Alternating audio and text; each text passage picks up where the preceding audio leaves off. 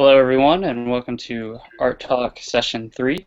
We are joined today by Vadim Marchenkov, and he's been kind enough to join us today and share some of his insights.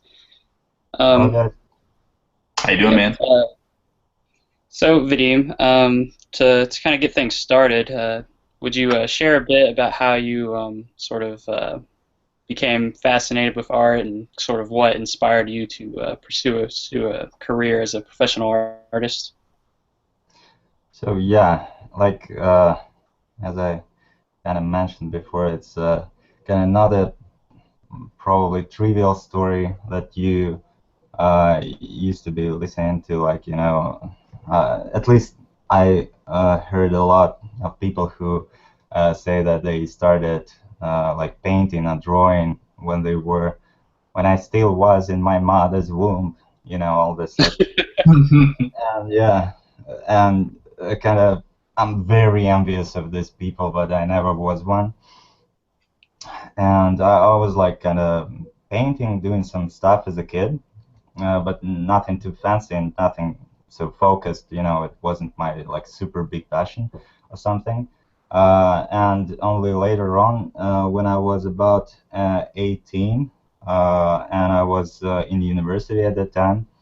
I kind of find like revealed it to myself, kind of find this little cool thing like you can draw to get yourself entertained.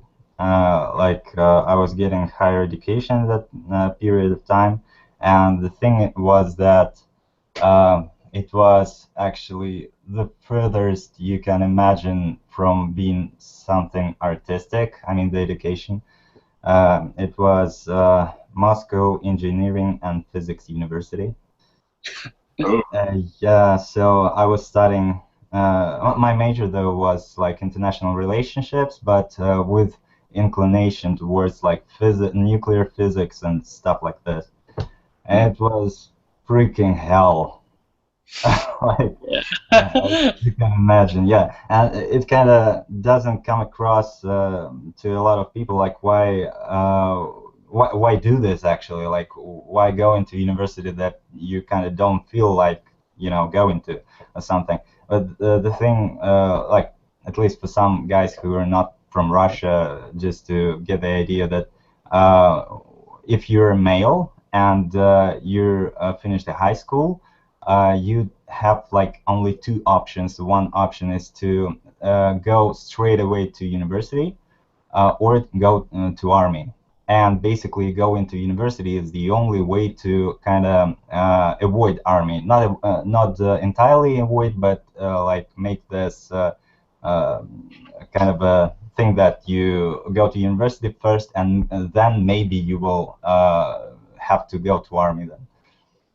And basically, yeah, I had like only one summer to decide what I want to go, where I want to go. And as many kids, like when you're 18 years old, you usually not got used to being asked this question, what you want to be in the future, because you're dumb, like at this age.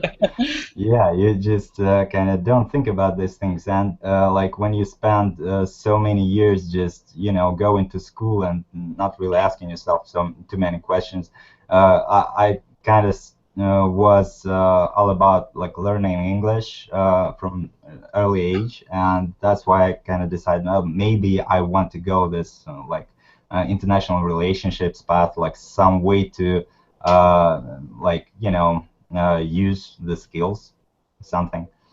And yeah, I only got this like image of a guy, like super serious guy with a in the suit, fancy suit, looking serious, and with suitcase, like being all fancy. And then yeah, I totally wanted to be like a diplomat or something, and it was like stupid as hell.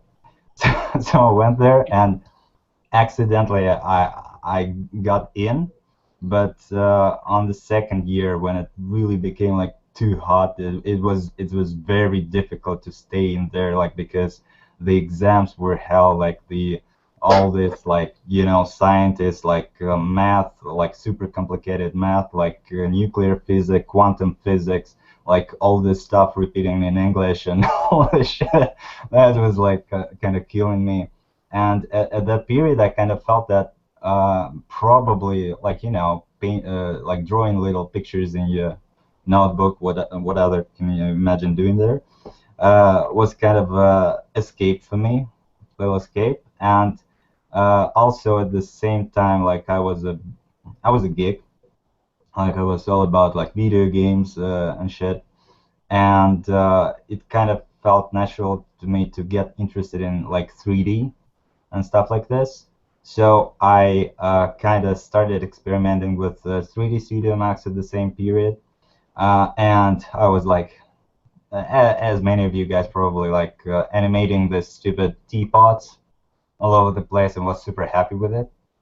Kind of, yeah, stupid thing, but yeah, it kind of worked for me. I thought that I kind of found my path, my passion, but I also felt that it doesn't progress so much. Like I don't feel like I'm moving somewhere with it, and I realized that I really have to get somewhat of a like basic ground, like a base, like artistic base to like go to the next level with my 3D.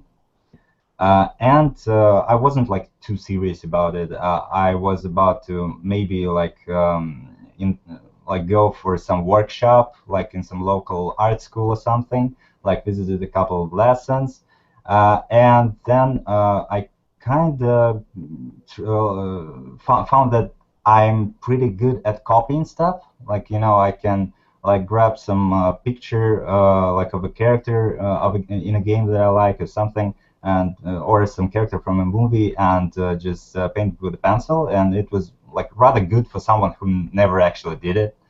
And I thought that probably I should try and like investigate more. Then I found like CG. I found like at that time it was super popular. Like what was his name? The guy who's now the leader of the founder of Steambot Studio, Sparth, I think. Yeah, I just found like his works, and they were like freaking super exciting, like for me, just super amazing. All these like colors, this like shapes and everything. It was like blowing my mind. I never could like understand how they do this on computer. Like basically it's painting, but it's on a computer that makes it like 2 times more interesting. So yeah, I totally fell for it. And later I kind of was keep on digging and found out that I have to buy this like computer tablet like Wacom. So I tried my best, bought it, and ever since then I kind of started to like practicing with Photoshop, with Painter at that time, like doing a whole bunch of things, but it was never really serious because I had like to finish my university, like whatever cost, because like the shit is serious. So I didn't have too much time on it, and basically this whole period, like I started kind of doing this stuff at 2005, and I think it was something about like yeah, 5 years. I had to finish my university and all that, and only after 5 years I really made a decision that I can go serious about it. And at that time it was everything. It was like Gnomon workshops all over the place. Like I think maybe not, but I felt like I watched all of them, like literally all of them. I was eating all the information I could get from internet at that period, and I got like at that time I thought it was like the best opportunity, like the opportunity of your life, like to go and study art at Academy of Art University San Francisco. Yeah. So at that time, like it's kind of a time of stupid decisions, yeah. So at that time I had two options. Either I go to AAU or I go to Fangzhou School of Design. Ooh. Yeah. So and I picked the first one because like at that time I knew who Fangzhou was. I knew that like basically he taught me so freaking many things already from Gnomon like workshops and stuff. But at that time he only started this school and no one really knew whether it's a big thing or not. And I wasn't sure like because you know that the industry is in United States and you kind of want to get closer to United States to get there, right? So, and there is some really fancy dude who does like really fancy stuff, but he's somewhere in Singapore. Don't at that time didn't really know what the country is, you know, that it existed even or something, and it was really expensive, and it was really short amount of time that he promised that you can get so much better, right? And it kind of was kind of a little bit like cheesy, kind of not really feeling like it's something that can give me an opportunity to work in industry then. But then when I came to like Academy of Art, I felt that basically I'm kind of several years ahead of the program that was there. Like as a beginner, I knew that I had to basically pay 3 years for them to actually start getting this real thing, like you know the hardcore stuff. And there were like so many things that I already kind of knew from Gnomon workshop and all that things, and I understand that I basically wasting my time here. And after half a year, I just first I switched to online studies and came back to Russia. And then, here in Russia, I kind of went for it for another half a year, like I was studying online. And then I just got my first job. That's just was kind of a surprise for me. And as Illidan used to say, I was not prepared. Yeah, for this job. Like basically, it was kind of a thing that my good old friend back from university years, he started working in the industry, and he was hired by this really big publisher in Russia who does like publishing of Lineage 2, if you heard about it. Probably you have. And all this like fancy Korean MMORPGs and things that were really big at that time. And they needed, for some things, they needed like an artist. And that time, I was super sure that I'm gonna be just an environmentalist, that I won't do any characters. And you know, as in marketing illustration, it's basically all about characters, like most of the time. Like you really get most of your money doing characters.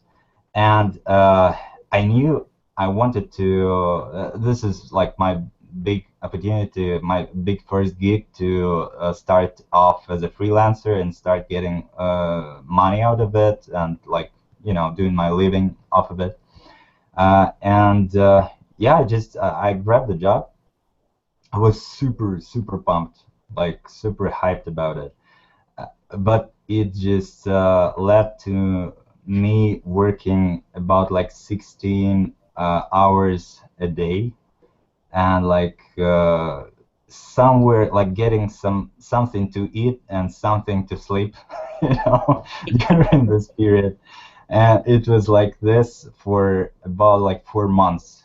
And at that time it's something like broke inside of me, I think. But I was still keep on working, and I'm still kind of working in this company until this day. But it was like super hard. I never actually like imagine how hard would it be to meet expectations when you basically tell a client you will give away like finished job in 3 days, and they think it's gonna be like 5 hour a day painting for me. for 3 days, but instead it was like 16 hours a day painting, and I was basically with this huge like sex behind my eyes, and every time we would meet, they were thinking I was about to die. I had like cancer or something. Uh, yeah, I was like working my butt off because I didn't want to disappoint someone. I really was afraid to screw up. And this made me, just skyrocket in terms of skill very fast. Although it wasn't like super cool, but still, like comparing to what I had, even like having a lot of like figure drawing studies and all that things like for 6 years, and even this experience in United States, like when you really get the job and you like you first in your life, you kind of put everything on it. You just you just progress as hell. And then it's just I started marketing myself more, like doing DeviantArt stuff and all that. And the funny thing that I remembered, I promised myself that once I get better, like you remember, everything started with 3D, and at that time I kind of told myself once I'm good enough, like to step back to 3D, I definitely will. Like so, till nowadays I'm just not good enough, I guess. Just think, still stick to the. Although I do some 3D from time to time, like, but basically just to support my 2D, so as most of the guys do. And like I started getting some more clients, like from DeviantArt, from like at that time it was CG Hub and all that. And since then, I've been like freelancing constantly. So something like this. Sounds like that's quite a story, man. I mean, it's I don't know. I can't imagine like having to deal with like the expectation side of things, like where you're from, and then like shifting over into something completely different that kind of unexpected. It's kind of it's funny how you never really know how much can you push yourself. Like every time I felt the major, as an artist, you always have this kind of your graph of skill like goes like this. It's constantly like going. No, I mean the skill grows, but the way you feel about your skill, it kind of always Fluctuate. fluctuation. Yeah, you at one point you feel like shit. At the second point, you feel like, oh, damn, I got this all. Like it's it's all basically I'm a pro now, yeah, and this stuff works. And the thing is, there was some really funny graph somewhere in the net, like where they basically have this your ability to evaluate art and your actual skill. So basically, when your ability to evaluate art grows, you start feeling how much you suck. That's why that's a period of frustration.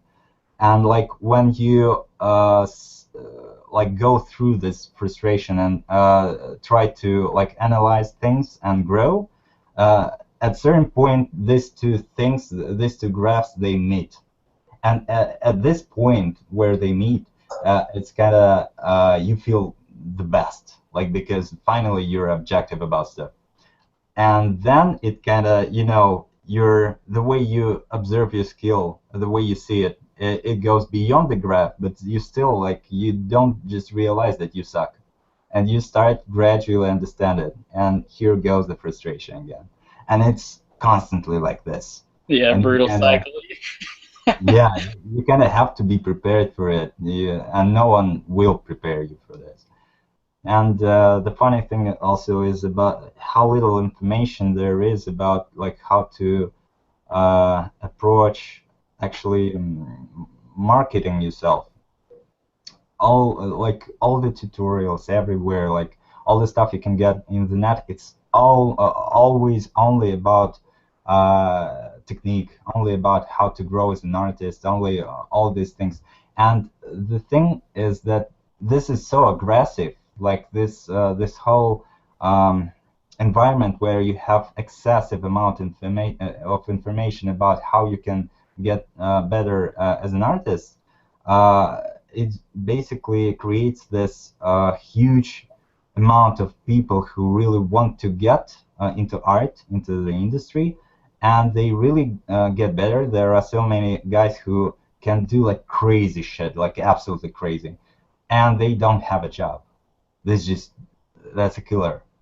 That's just you take a look at their work and you don't understand how actually you get to work at least somewhere, because like this guy totally have to have your job, and somehow it doesn't work. And one of the biggest reasons is that there are so few people who actually understand how to market themselves. Yeah.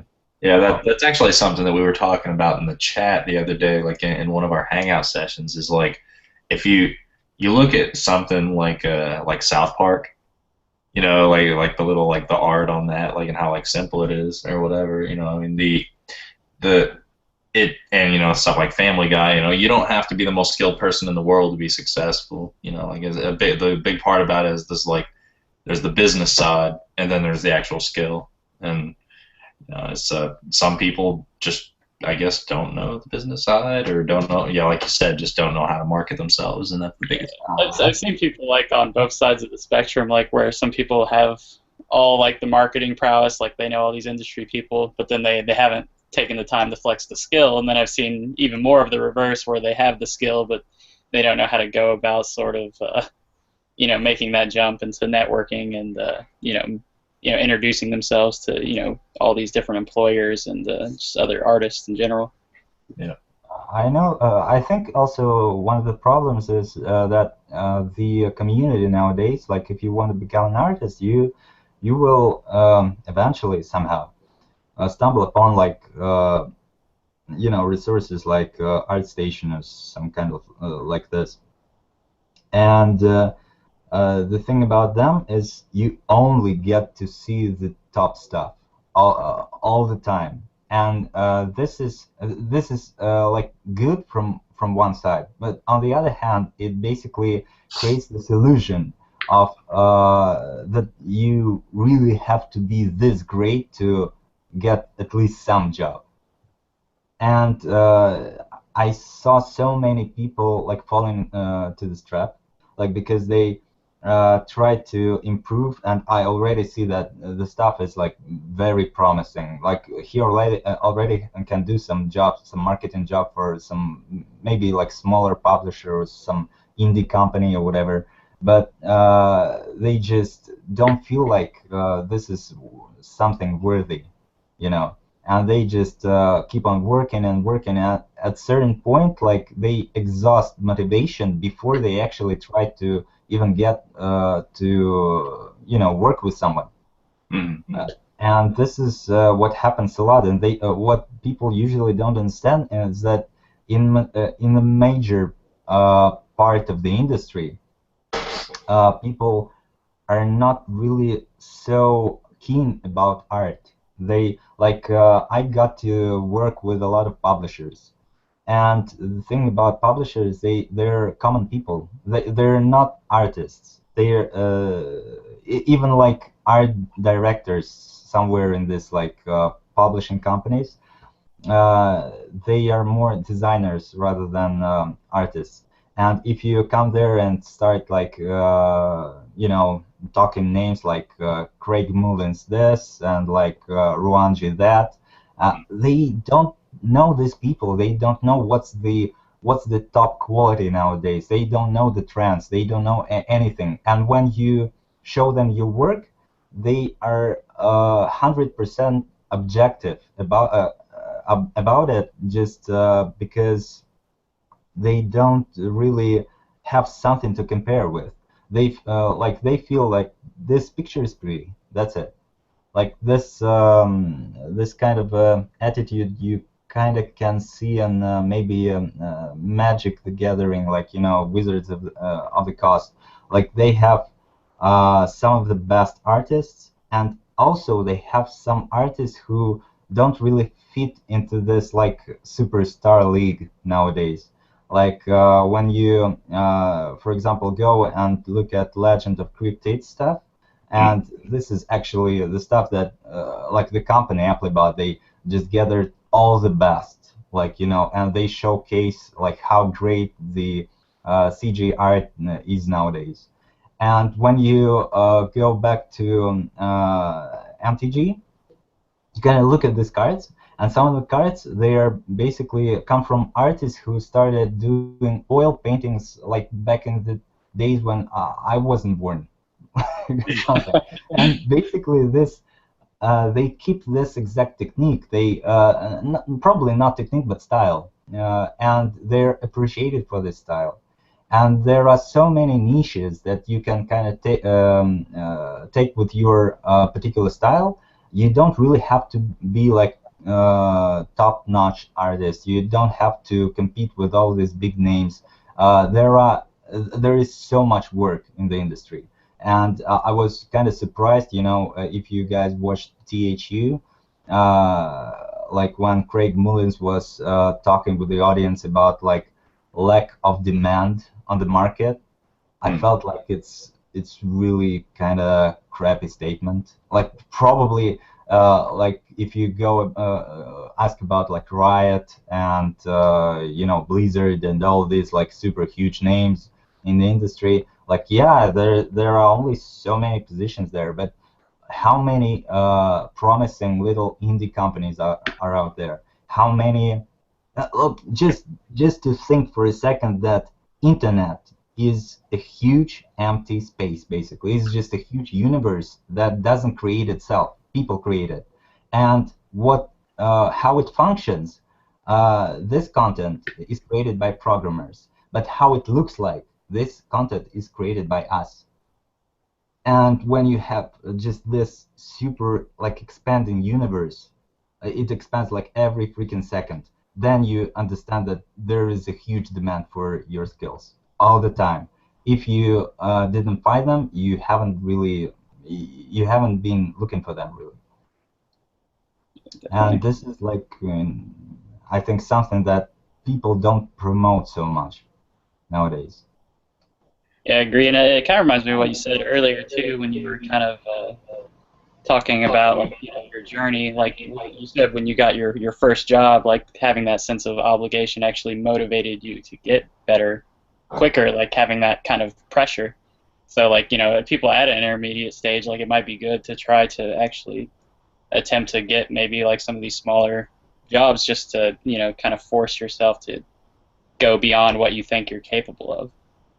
Yeah, and the trendy stuff, the downside of it is also that people nowadays, especially, really try to copy stuff to be this guy next to them, like this super cool dude that does this awesome paintings, and there's nothing like bad about it. But the thing is that people always try to stick to that too much. And some of them, they really develop the technique, but they never started asking themselves, like, instead of how, why, why you do the art, why you want this, what do you want to do with it, like, what do you want to show?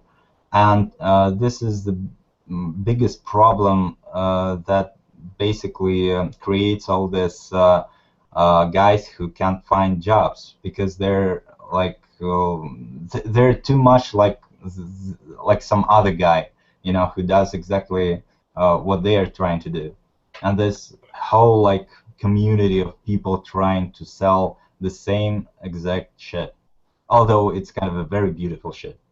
Like, but still, it's not worth much because like I think like if you think about it, how much content is created every day, like because basically this is what we do. We create content constantly. Even it's some crappy content, if even it's some probably shit that I'm going to show you guys today, like it's still a content, and someone can go and use it somehow.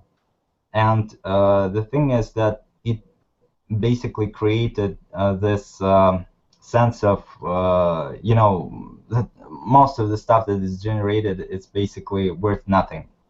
Like, because there's so much art out there, you can you kind of can have problems using it, right? But still, like, too many people showing off like a good technique skill, like technique part of their skill, but only so few can show something really outstanding, something that can create a job opportunity for them.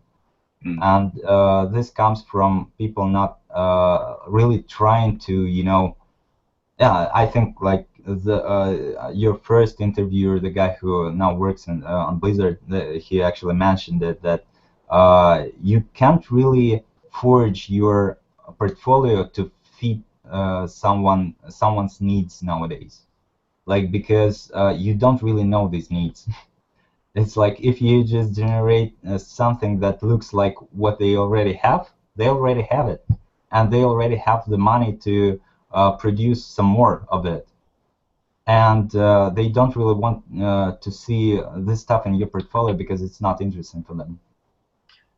That's actually kind of a point that you said about the Craig Mullins thing that you said a minute ago was like that I kind of wanted to hit home was that the I think that like the main idea about like if you really want to stand out, you do the thing that nobody else is doing, or like because it's if you're gonna sit there and copying other people's styles, or if you're gonna try to like adhere to like a specific game company, like you said, they already have that. They don't want that because why do they need it?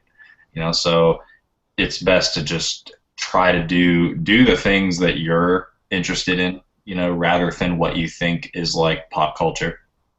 Yeah. And, you know, And on the other hand, it's like, this it's very scary. It's very intimidating trying to really go and do something original, because you don't, especially when you don't have some kind of job already, like you don't know how to, earn some money to like make a living out of it.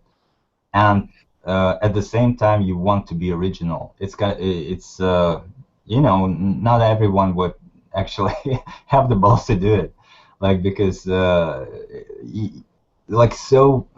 are not so many people who ask themselves these questions, like what I want, what I like.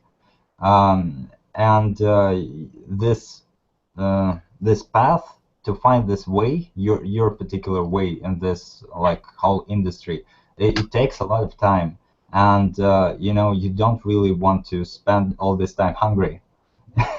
And this is the biggest problem. And I think like if someone is really wants to maybe find a new niche in tutoring nowadays, this is the ideation and some ways of exploring your personality as an artist. Probably is like one of the most demanded things that coaching nowadays can bring, like for smart people, because like for all the others, it's gonna be technique all the time. Like, and you can get it from every freaking source out there. But like, and from hours, yeah, just the stupid rule of hours. You just work, work, and work, and put a thought in it. And like, but aside from this, you really have to. It's kind of a it's kind of a mental practice, because you always have to analyze what you do, why you do it, and stuff like this. And sometimes when you just when you apply it for just drawing pictures, it can sound kind of ridiculous, because it's not really, sometimes you don't feel like you're doing something serious. And it's very vital for you to kind of develop this like what should you paint to really so that you really would feel that it's serious, something like this.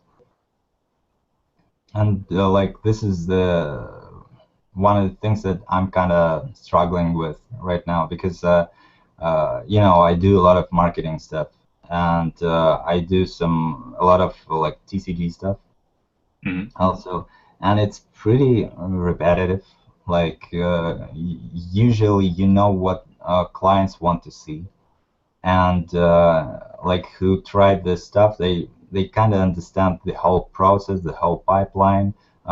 You kind of know how much time you will spend on a piece, like what you will eventually have on your hands, and how much money you will get. And this is like the thing that you can plan all your life with, just changing clients like this. And at a certain point, it doesn't really differ much from some office work or something. Yeah, you kind of you like what you do.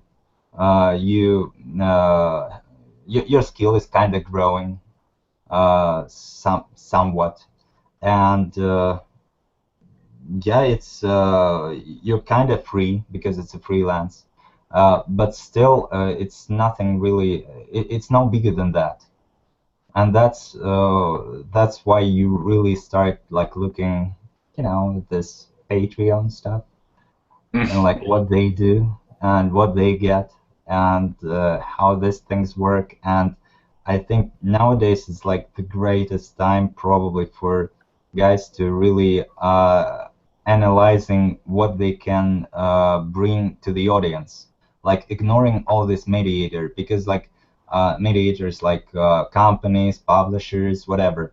Like certainly if I would get some job offer for from like Riot or Blizzard, I would like, I would be packing my bags right now, Right. whatever. but, but like I think just this new tools like Patreon and things like Kickstarter, starter, even whatever, just call it like crowdfunding thing. Uh, it's just it gives so much freedom for an artist, for any creative person nowadays to really have this time to really dig inside yourself, like to understand what you want, what you are, and what you can bring to the audience. I Yeah, think it gives you a great opportunity to like pioneer mm, something, I think, like pioneer something new and fresh without kind of forcing yourself into like, just like a job niche. yeah, because like so many, I think even if you go to this like graphic novels like niche, um, I think a lot of creativity might be taken away. Like I didn't try it, so it's kind of just theorizing. But I think still a lot of creativity can be taken away from the author when he works with some bigger publisher, because like so many things come into play when you start like working with some bigger company, and they put their stamp on your work. And there should be like things that should be censored, should be like more like kind of shaped to fit their content more in this way or another. And basically you don't really know whether you lose audience with these changes or not, but you don't even think about it because they kind of take this part of the job on their shoulders, but at the same time they take a lot of money off of you. And the funny thing is I like most of the stuff that Noah Bradley says about all this stuff, although Noah Bradley is kind of a controversial like person in the CG, and I know a lot of people who kind of maybe not hate, but are irritated by him. But I think he talks like a lot of like really cool things, like especially about how artists, they basically because of the fact that they most of the artists, they don't really know how to market themselves. They don't know how to they don't know the business part of this whole thing, and this is like super important, like super important. And because of that, they're basically making the life of other artists worse, because they're dumping prices, they're creating this unhealthy environment, in the art, where you where you just you're approached by guys who ask to do a concept art for like $30 or something, and all this like crazy things. Jeez. Even some guys who actually want to do some serious stuff, like they might be indie, but still like most indie like teams, they kind of have brains. They know how much stuff basically is worth, and they still are trying to find some people who work for peanuts, and they why they do this is just because they have a good chances finding one, Mm. especially There's so among many people people who trying are. to make it that there's a lot of people that would just take, I think, any opportunity, even if it's not like a fair wage. They're just trying to get themselves out there, so they'll take those jobs, and then that kind of keeps that, as like an okay thing in the minds of these companies. Like they know that, all right, this really good guy is expensive, but there's somebody out there that will probably deliver a good product for cheaper. They Yeah, kind of play exactly. on that, I think. Yeah, Definitely. no, I feel like this is like probably once again the Patreon and crowdfunding is another way of taking away the power from these people who really like to like exploit other people, use them for their dirty needs. Mm. Uh, yeah, and kind of yeah have. Like bring an artist a better reputation, a better image of people who actually can get a good life, because if you think about it, yeah, like artists, they don't save lives like doctors or something, but still, like this is a skill that you're nourishing for good like 10, 15 years, like before you're really good. And damn, like usually when you're trying to build some skill like this, you're really expecting something in the future, and this is like the process that never stops.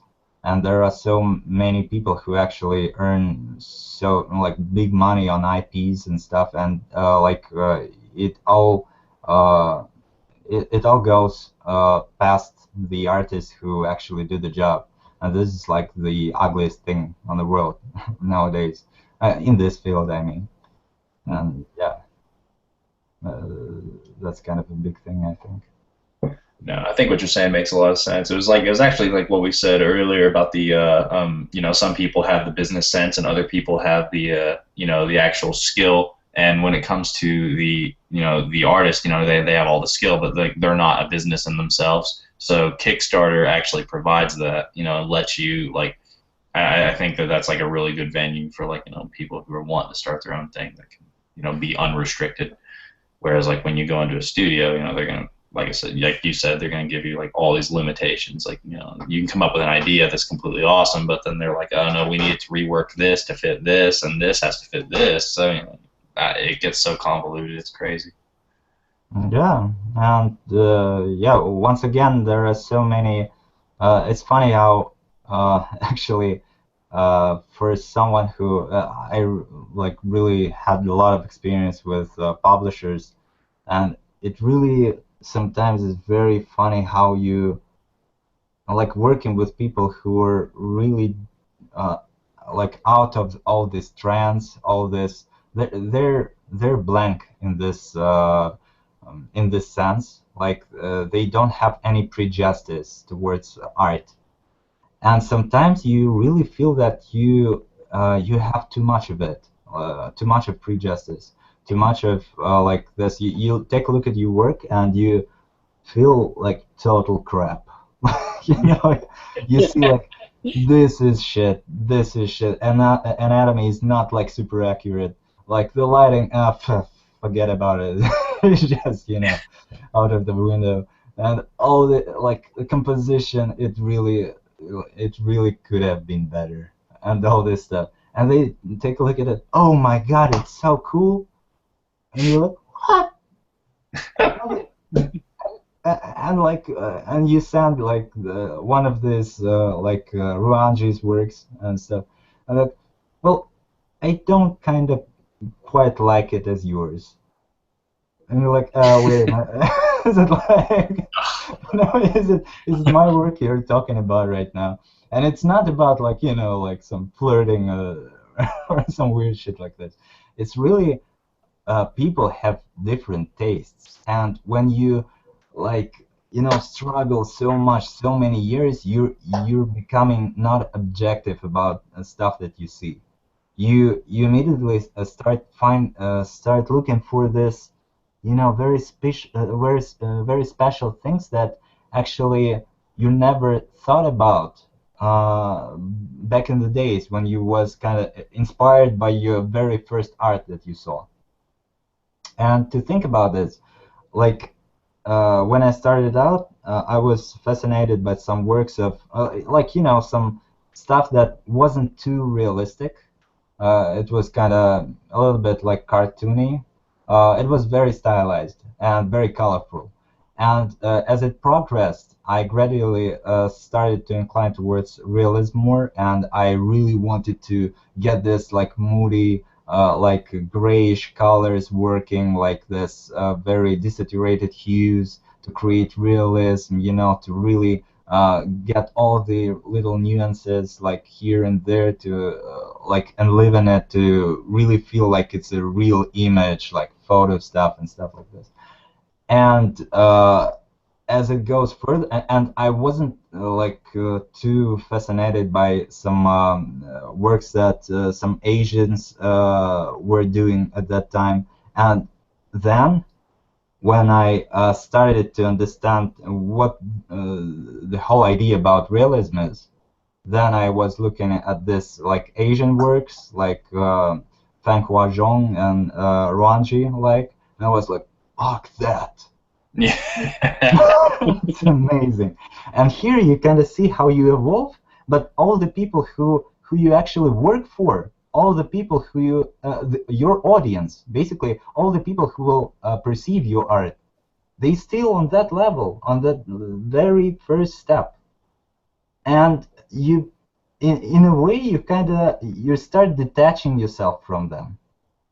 You think you create the best thing in the world that everyone can relate to. It's not. And this is the funny thing about it.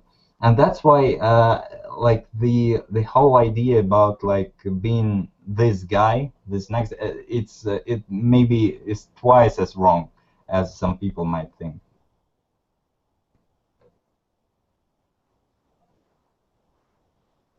So, yeah. Hello. Sorry, the internet was cutting out a little bit there. Um, yeah, what was the last thing you said? Sorry, I think I missed it. It's just maybe I missed it too. It's Yeah, no, like nice awkward silences. it's just that some of the works of like like you just during your evolution as an artist, you kind of can start producing work that doesn't seem so cool for people who still on the first level, stuff like this, because you get too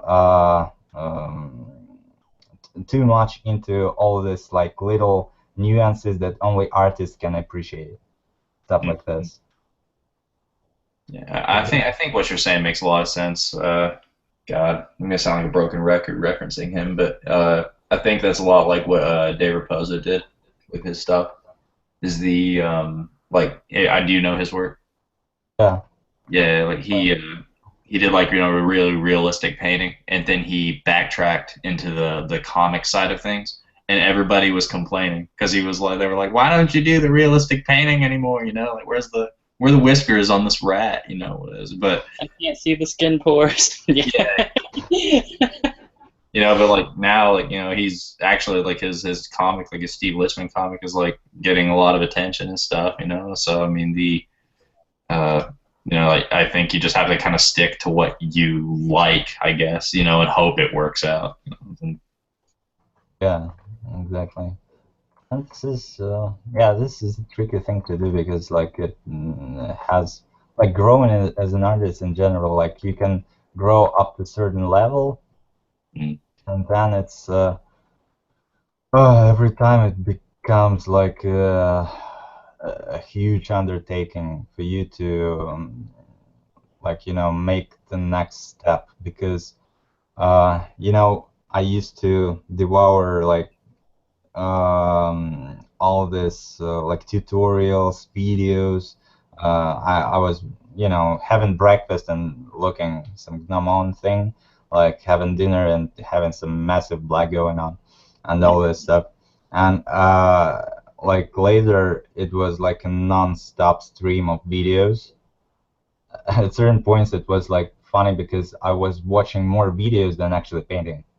Mm. This is like a bad habit, really. Uh, and the funny thing is, like you start even till nowadays, like every time, especially when it comes to colors, like who experienced problems with colors? I think everyone have, like because it's one of the most abstract aspects about painting, probably, like because it's all about like emotions and feelings. It's not so much about it's not really a rocket science. It's not something defined, set in stone. Like it's too uh, vibrant. And it's just it's totally, you kind of think you understood it, and then the next day it's totally off. Like you're on like 0 point again. And every time I see some video like featuring some color basics, new color basics, like some Gumroad videos and all this stuff, like I always buy them. And it's funny how you spend like reasonable amount of money like learning, but you with as it goes, you kind of have smaller and smaller portions of some information that actually changes something. Like the basics, like for you watch them, you kind of analyze them so freaking many times. You know what the other video will be about already, but you still like buy it, and here's this one little word that kind of, oh shit, I haven't thought about it. And it kind of changes your approach to things. It kind of changes your technique in a way. You start experimenting, just starting from this little thing. And it's so difficult, like with time it's so difficult to still find them. And yeah, it's kind of a, I don't know, at least this is how it works for me. That's how it is for me too. Like I'm always trying to find like different ways to sort of like visualize what I'm doing, or like break it down in a new way. Like for instance, one example is like I'm always like doing like a lot of like head head models. Like I'll come up with a standard model and I'll look at like one person's way that he breaks down the planes of the face, and then like I'll go and find another and another, and like each person emphasizes something different. That, like maybe one person is really good at like breaking down the planes of the cheek, and then somebody else is better at like the forehead region or breaking down the planes of the eyes. And so like I'll just keep taking little tiny details from all these different basically standard models that I find to kind of put into my own. And like the more like little sort of new set like getting a different perspective on the same subject, like it just keeps enhancing. But like the more you do it, the less there is to kind of find. So you have to really hunt for like those like little ideas that will kind of make you see it in a different light and push you forward. And sometimes it could put you in a drought too, where you're like, Yeah. after learning like so much, you'll be like, oh man, I haven't had like that really good feeling of like, just understanding something new lately. This is ridiculous. Like a eureka moment. Yeah, yeah, that happens constantly. And I don't know, like that's funny, like because most of the time I meet other people, I always ask like, what you really, what you, where you really get your inspiration from? Like because there are, for me personally, there's always this thing that sometimes happens. You just sit, like you probably had like a very like a week filled with frustration, and like there were so many things that didn't work, like your technique sucks, like you're not in the mood to paint, but you still like have to do the job to meet the deadlines and all that thing. And like after several years of stuff like this, like suddenly you just start another painting or whatever, and you feel like you're super relaxed. You're your mind is very still. You don't expect anything. You you kind of really agreed inside yourself with all the frustrations that like today everything will suck again, and it won't work. But I will try to, get some uh, pleasure out of the process itself. And you sit there like for about an hour, and you realize that after an hour you have like a really cool painting, and you're like, oh fuck, I just did it. Like, what have I done? Oh, this technique, it really works. It really does. Yeah, fuck, now I will finish it. Like in 10 years, in 10 minutes, it's ruined. Yeah. Once you just got excited, like once you got off of this like meditative state of mind, like this kind of a uh, floating thing, and yeah, you're off. You're just it kind of it's every time your mind is kind of disturbed by something, like you're not so focused. You're not like appreciating every stroke that you put, like every mark that you make. It disappears, and it's so difficult to find what basically brings you into this state of mind. And every time you have it, it works. It's kind of an elusive thing. I don't know how it works for you. I actually think what you're saying makes a lot of sense. Like if you, I mean, I'm not trying to promote any, like, I mean, they're not competition, goodness, but like the level up, the session that Dan Levisi just did, he actually talked about this, and he was saying that like people in studios, oh, whenever they're trying to meet deadlines, they don't do their best work because they are under pressure. If you put an artist under pressure, they're not going to do their best work. But when you are not under pressure and you're relaxed and you're just saying, I'm just going to do something and see how it goes, then that's usually when the best stuff comes out. And I've actually noticed this a little bit myself, just like in studying, where it's like, if I'm trying to do something, I'll usually fail. But then when I try to experiment with something, then all of a sudden I get this ridiculous leap that just like kind of happens out of nowhere, and I wasn't trying. And then I'm like, oh, okay, no, I need to try to tighten this down a little bit. And then you ruin it completely. Yeah, exactly. Yeah, that's how it is for me. Like, like I'll be working on a painting, and like it'll go for like a couple of days, and like I'll look at it one day and be like, oh, this is amazing, it's going great, I'm loving this, and then the next day I'll look at it, I'll wake up and look at it and be like, oh, this is awful. Like what was I thinking? But like for me, like whenever I get like the best work is when I'm like, okay, you know what? I'm just gonna slow it down. I'm just gonna take a minute and relax, and it almost becomes like therapeutic when I remind myself to kind of just go into like the joy of the actual process rather than like stressing over, is this working or is that working? Like some of the best things I think is when you're sort of in an experimental sort of exploration mode. Like that's when you'll kind of start to pioneer your own ideas instead of like regurgitating tutorials and stuff hours on end. Because you kind of burn yourself out like that, I think, and it becomes more of a chore than something that's you're really kind of exploring and growing with.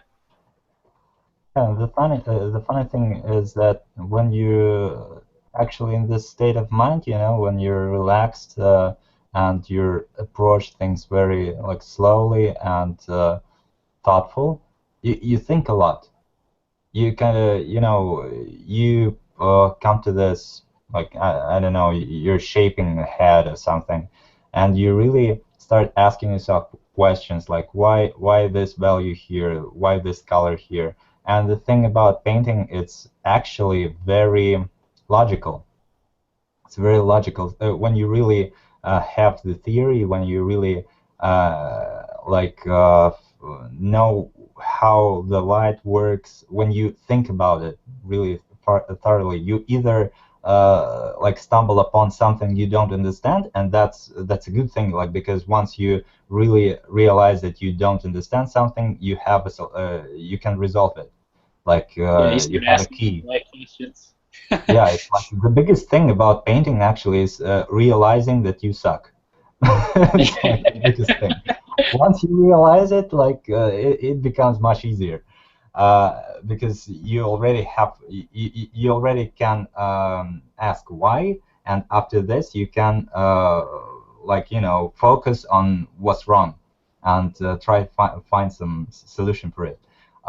And the problem with being like in a hurry, the problem about be overexcited about something is, like, you know, when you probably go to like art station another day and you see this amazing piece that someone did, and you like kind of don't know what to do, how to hand yourself or get to work immediately. Like, you basically you're overexcited at this moment. You want to repeat someone's success like immediately. You want to feel this. You want to And you're have this rushing it feeling. POI5. Yeah, and you immediately start rushing it, like what you usually do when you have not a single idea about what to paint and you start painting, right? I hate this feeling, like, because sometimes you have nothing in your head, absolutely nothing. Like, and you know you have to practice something, and you go and I start like painting this fucking head. Why? I don't know. Like, okay, now it's neck. Where it goes? Okay, it goes to the left. Okay, okay, like I have the head and the neck, and what the torso is doing? Some weird shit. Okay, Yeah. like here's the torso, and then does he even have arms? Yeah, yeah, he has. Like, what his left arm is doing? Okay, it's holding some sword. How original. Okay, fuck this. Let's go to the next one. Like, and this hand, it's kind of, don't really want to paint it so much. Let's just make a forearm stick like behind his torso. I did it like a bunch of time. It's gonna work this time too. Yeah, great. Okay, you're doing this. Now, okay, like skirt. Yeah, yeah, I will just go to skirt and just crop all the other shit. Yeah, we got a character here. Yeah, that's cool. That's good. Now we can, you know, have some fancy, stupid, like fantasy armor going on, and we can post it on DeviantArt. Fucking like incredible day again. Man, it's so retarded. You kind of summed up. Artists like marketing strategy 101 right there. Yeah, yeah, it is like, and it's so stupid. It's so because like there's no thought in it. Absolutely, it's just every next like there is just you know, just a sum of all the mistakes you made and all the stupid things that you have in your head like thrown in it, because No. like you have already done all of it. You have done this pose like hundreds of times, surely, because you probably, if you're like not in the mood to paint, you gonna just go with the flow, and the flow gonna be the thing that is easiest for you, and easiest Things is that's something you did comfortable. like a whole bunch of times, and you basically you just don't get anything out of it besides probably some kind of a very twisted satisfaction, which basically evaporates like very fast because like there is another great guy on the art station there. And, yeah, it's kind of yeah. I, you have to break the circle, and this becomes the greatest challenge actually. You start facing because you understand that every other work you produce is about nothing. It doesn't really express you. It's kind of a form of a show off of what you already achieved, and it's not what you want, because yeah, like imagine if it was speaking. It was like basically repeating one phrase over and over. It's like some guys who are not so healthy, like who have some mental issues, do.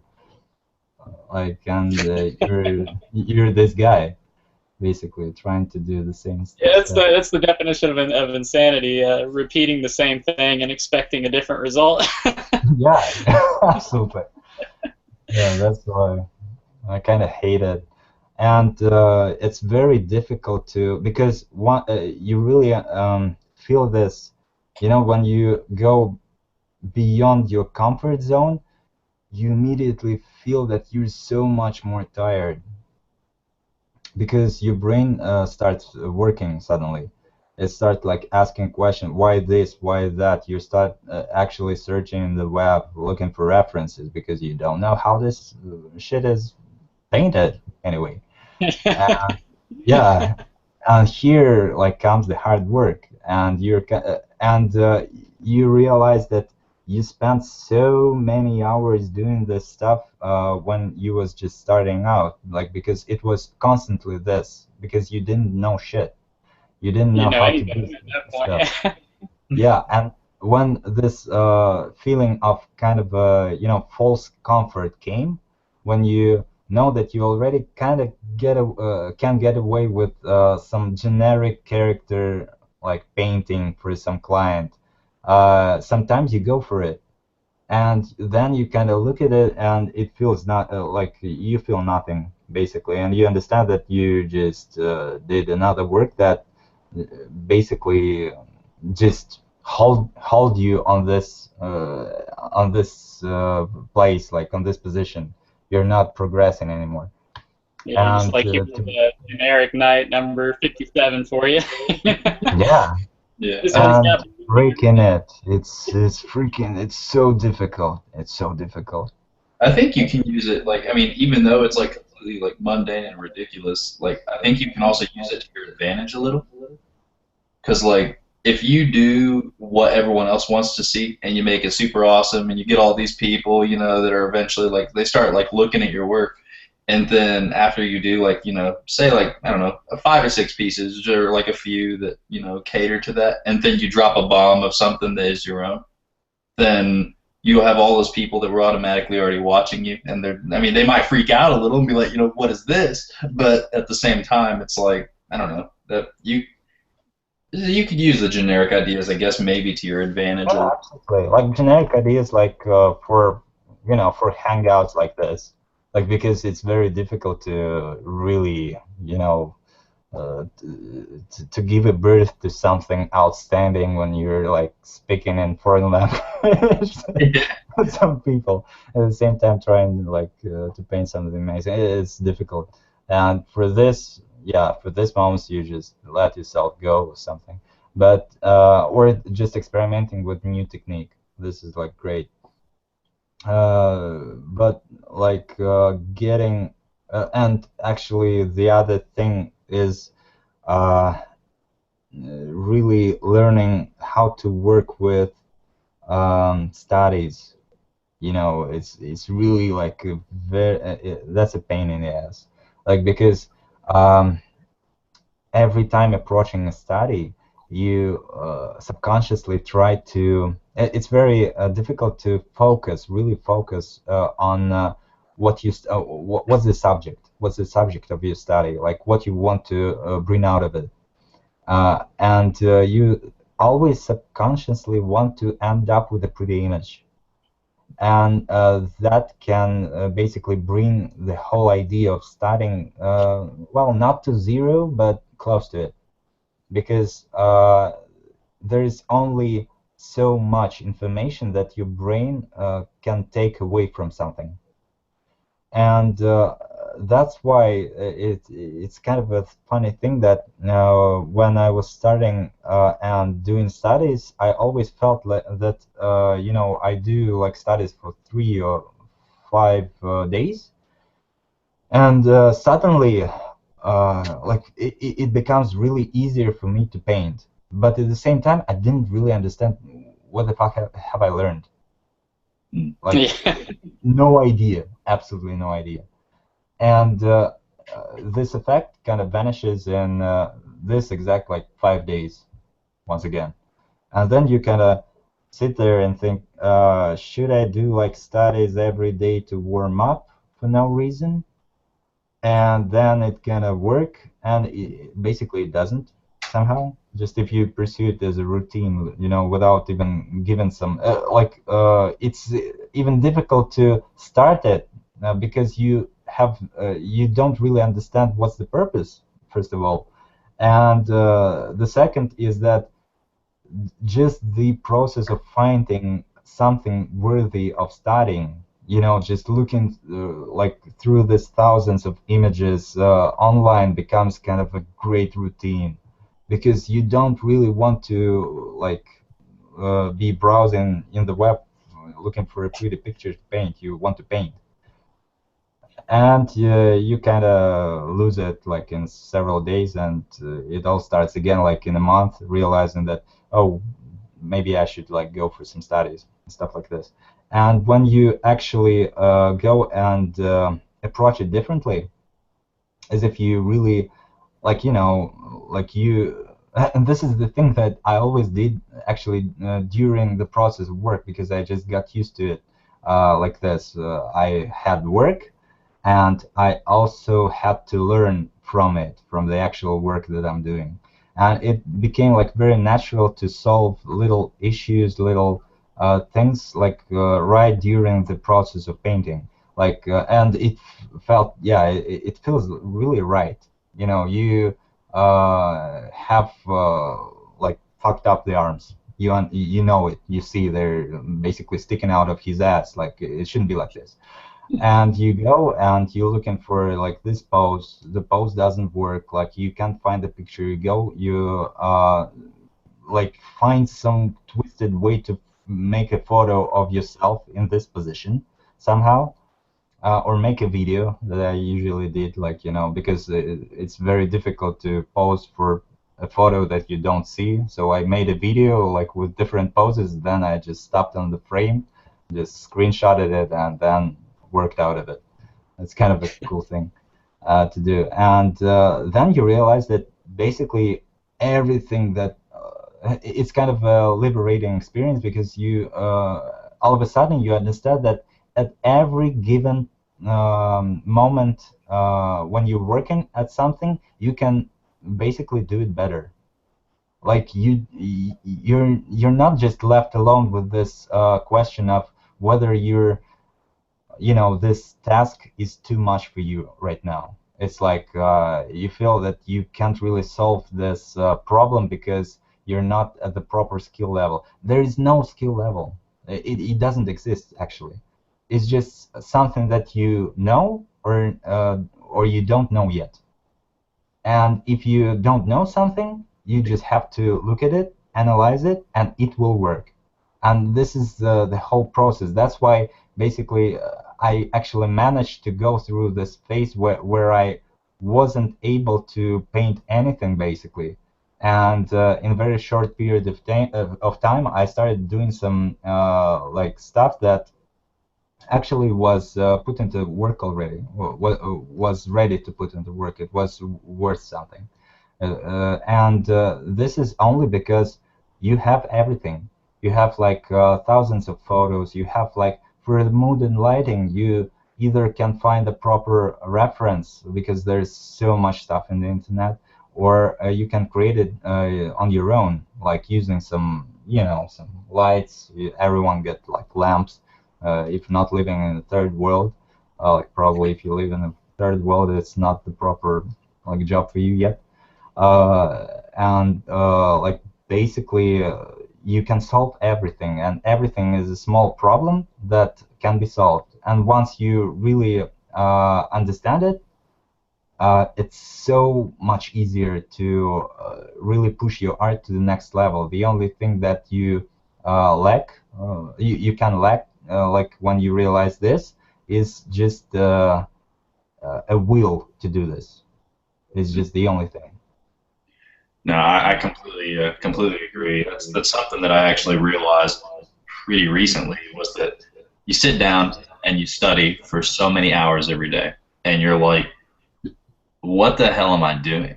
You know, you sit back and you say, okay, yeah, I've drawn everything from my studies accurately. I've absorbed a relative amount of information, but I'm not actually doing a piece. You know, so then you sit down and you say, okay, if I can replicate the stuff in the book, then why couldn't I like do a sketch, figure out what I wanted, and find a reference for it if I needed it, and problem solve it and make it right? You know, and Yeah, that's exactly. yeah, I think that's something The that ongoing application process. It's like something that's your sort of psychological evolution.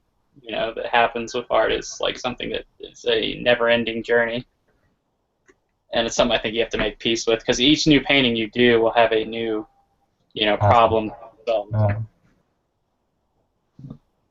definitely. this is actually how it works, and it works very fine. And kind of stumbled upon a lot of people who are really focused on studying stuff, and it's sometimes it's even kind of frightening because you see the guy who works constantly. He does like every day, like whole bunch of studies every day, like landscape study, like anatomy study, whatever it is study, and no personal works, like no personal works whatsoever. And like probably it's like just my mentality, but if I would do this, I would be so freaking afraid of, trying at last, like eventually, go and do my own piece and screw up. Because, like, when you really put so much effort into studying and then you try to do something on your own and realize that it didn't really made this magic happen, it just like magic trick didn't work, and you don't end up suddenly with like some really amazing painting. It would be like twice as frustrating as like compared to doing nothing and trying and still failing. Like that's why I think like some people, they really approach this kind of, sometimes you just stumble upon people who always tell that you have to do studies, you have to, but they don't really understand what they actually do. And They just study without applying.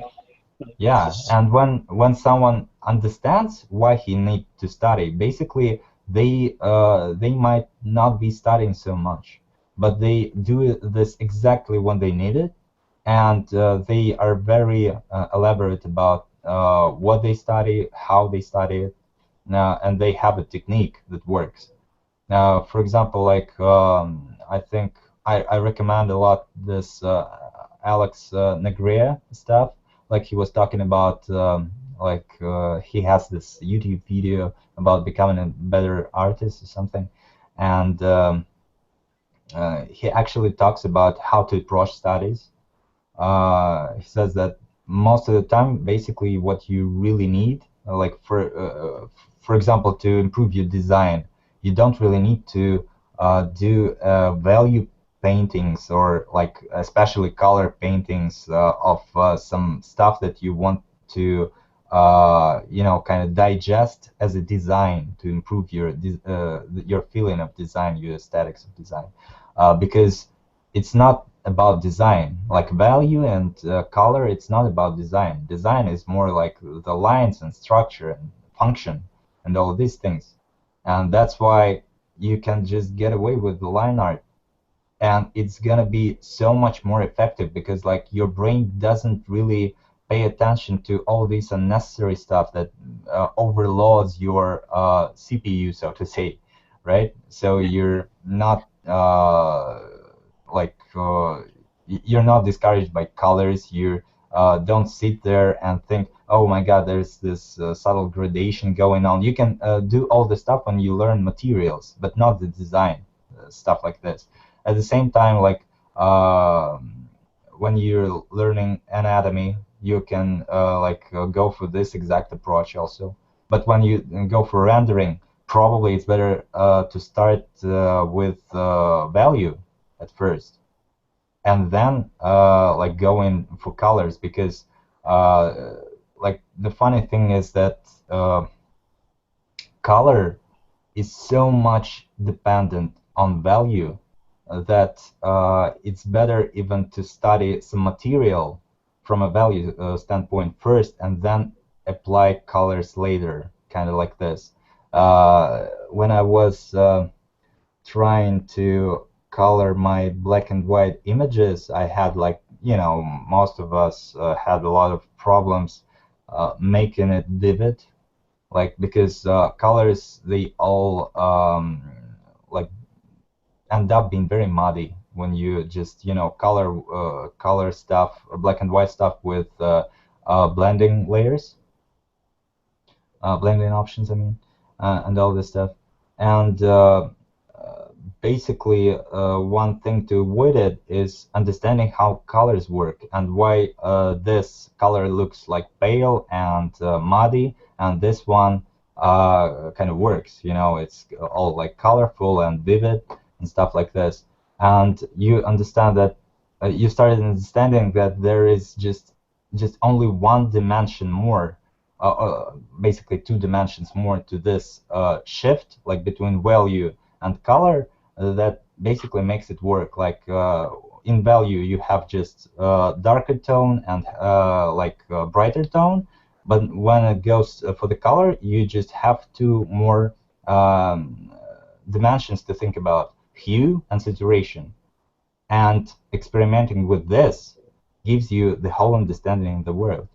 And you have so much theory already. Like, basically, what helped me a lot with that, although, like, I'm not the perfect guy with the color and stuff like this, but still a lot of understanding comes from actually physics itself, and how the light works, and what is the light, and what are the photons of light, hitting the surface, and how the image just appears in your head, like why it appears, like what happens with colors, why color is color. And understanding all these little things and coming kind of summing it up together, it gives you the whole impression of what it is to build the image. At the same time, it gives you the understanding of how to approach studying it all, like rendering or form or whatever. And this is like the thing that people usually don't know when they start approaching studies, because they basically start approaching it empty-handed. They don't really know where to start. They approach it without a problem in mind to solve, I think. Like, they don't ask. Actually, they haven't even asked a question, and they're already asking for an answer for something that doesn't exist. And this is kind of a tricky thing. So yeah, I feel like we've been talking quite a lot. Yeah, we've been going at it. You want to cut to the demo portion now? Show us a little something? Yeah, probably. I think we have to kind of, because people obviously will get to bed by this point. No show today, guys. We're leaving. Yeah. Just wait a sec. So, yeah. All right. Here we have it. Most frightening thing in the world.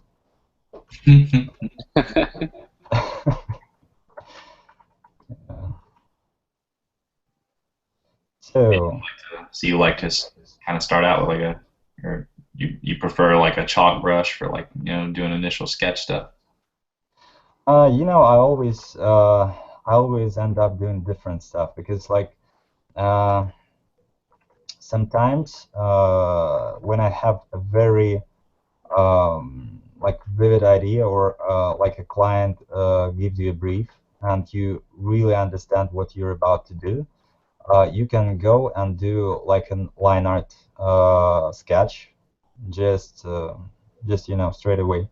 And why it's because there's an opportunity for you at this case to really visualize it before you even touch the canvas, and this is like a very big thing because when you just right now do some stuff that you don't really know what you're doing, like I explained it. I explained it already, like this process of you know doing head first and then some other shit.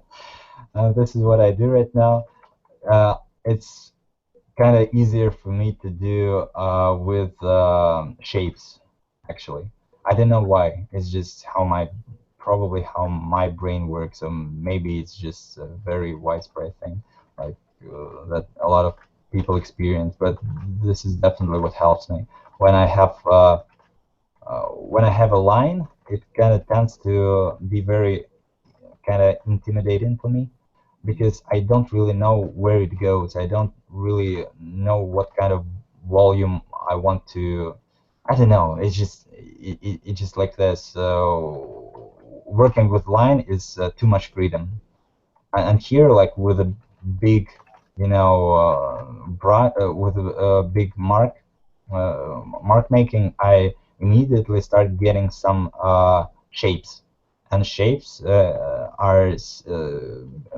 they basically trigger something in my brain, and I start kind of, as if you was looking at clouds or something. You start imagining things, and that's why I usually, when I don't know what to do, I start with shapes. Sometimes even I do like some thumbnails, like probably I can show a small process here. Usually when especially it's kind of a cool thing to do thumbnails when you have a really complex task and you don't really know where to start. You don't even know like what ratio to use, like whether you want to go like horizontal, vertical, stuff like this. Yeah, like probably I can show it, this one. Yeah, for example, like you do a whole bunch of like little thumbnails like this, and just kind of jumping around the idea, like trying to convey some mood, come up with some like impressive poses, stuff like this. Then usually the client chooses one of them, and you start working with this one, like adding more details to it, and eventually, just when this one is approved, you just endlessly rendering shit. That Know looks, that. looks awesome though. So yeah, and this is like working with the really small thumbnails really helps to establish a big picture. Like when you're not just doing a character like right now, but when you're doing something bigger, uh, it's easier to navigate through different objects in the piece. That's why it's probably a good idea to start with, with a small thumbnail. And here you just have like single character, hopefully, and nothing else. Let's see how it goes. Yeah, that's something that I've been learning lately is like taking the silhouette and then the form approach is usually like one of the best for like coming up with really good designs because you're not even worried about anatomy anymore or anything like specific. You're just trying to come up with a really distinct form. Yeah, like because basically you can figure out all the anatomy, all the stuff later. Like Yeah. even if you screwed up so much, it's Photoshop. You can fix everything except your shitty life. Yeah, exactly. Even with shitty life, it can help. Yeah. I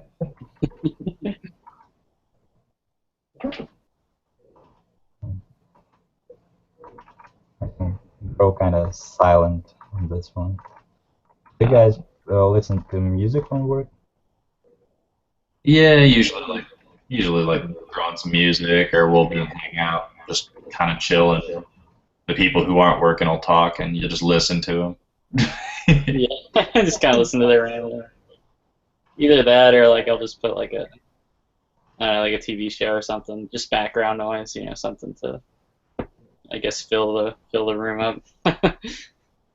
I just remember how I was listening to some of like Craig Mullen's lectures, and he was like saying that he like stopped listening to music when he works, like because it's takes like too much like brain capacity or something like that. Kind of distracts. Oh, damn it, painting and talking. Like distracts your mind from actually doing things and thinking.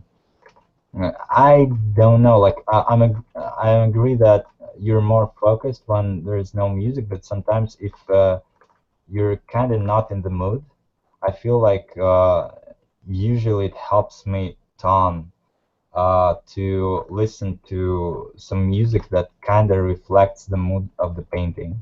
Yeah, that's I think the smarter thing is like when if you're like painting something aggressive, then like listen to some aggressive music or something that kind of sets the tone for that, and Yeah, kind of get you. It's kind of like listening to music in the gym, you know? yeah, exactly. Gets you angry if you need it, like pumped or something, and probably even, especially it helps like with the very first stage when you don't really know what to paint yet. Like, but you've got the brief, you've got the initial idea, you kind of know what the feel should be like, the feeling, and then you kind of find the music with the right mood, and basically you start just producing like footage in your head, like just like some kind of a film director or something. You just go for this like cinematic shots of something. You kind of start feeling this particular pose in your body of the character. You start making faces, you know, and just gradually you start feeling like what you're about to paint or something. For me, it's worked. But then, yeah, probably when you start establishing things, when you already have the idea, and you're basically move to the next stage, you probably like for to stay focused, probably you should try like turning the music off. It doesn't like break the mood too much. Yeah, it's like a mixed Just bag for me. for experiment. I'll listen to music and then I'll like sometimes like I have to like sit in silence and kind of have a conversation with myself in my head and like walk myself through the process to make it work. But yeah, it's like mixed for me. Yeah, so many things worked for me, and the like on the next day, kind of it appears that they don't. I like I'm also kind of obsessed on brushes person. Like I spend so much time experimenting with this stuff. I always like my biggest concern was always to find some perfect brush that I will spend like about 90% of time painting with. It never happened. That's just I've kind of learned because like I was doing the same thing and like I've been collecting so many brushes now. Like I'm just like, well, I just kind of bounce around now. Like I just have like a set of brushes that I just jump around with now. But my mission uh, was like to find like, the perfect like painterly brush and stuff, and I'm like, well, just didn't end up working that way. funny how I don't know, like some brushes, some people they say like you shouldn't really care so much about brushes at all, like because like it's all about skill, not brush, blah blah blah, and all that stuff. But still, I feel like brush can be even a huge source of inspiration or something. Like sometimes you just embrace so much all this little like this texture that the brush provides you with, and like this artistic kind of feel to it, or something like this, and you really just inspired by this, you start doing something new, start like exploring things, and like if you would just be playing around with your basic round brush again, now you would probably just not being inspired to do something like this. Yeah, like if you had painted like what you've done now, like with a round, like hard round or something, like it would have a very different feel, even at this level. Yeah.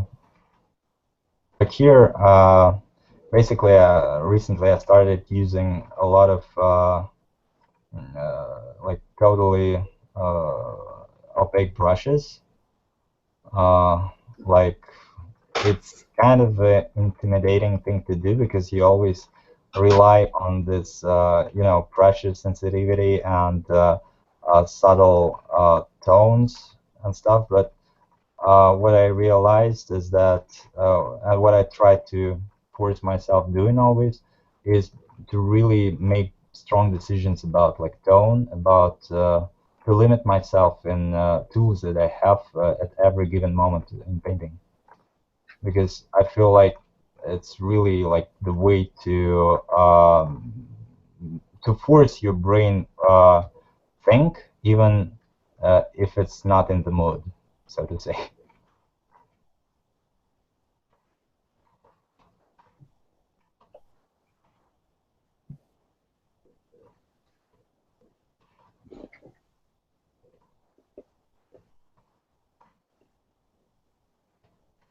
So now, what are you thinking? Like, with what you're painting, like, are you thinking of anything like design wise in your head that you're gonna kind of aim at, or? Basically, I'm trying to kind of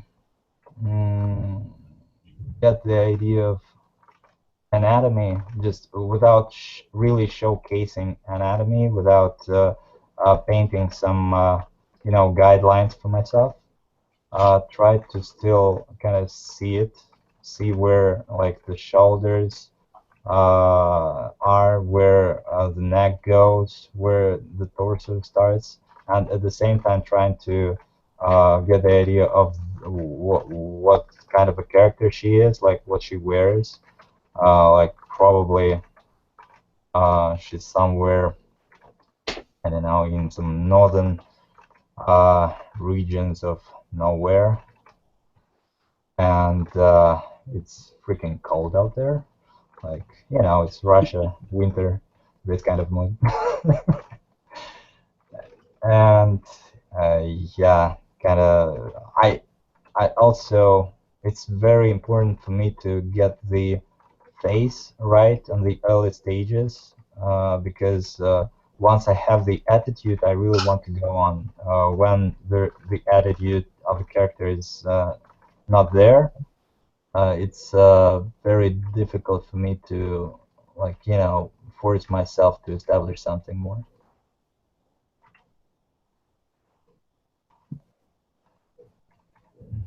Yeah, it's always like my main concern, like at the beginning, is making sure that like the face is working, because like if it's not working, then the rest of the image, no matter how good I make it, it just won't work.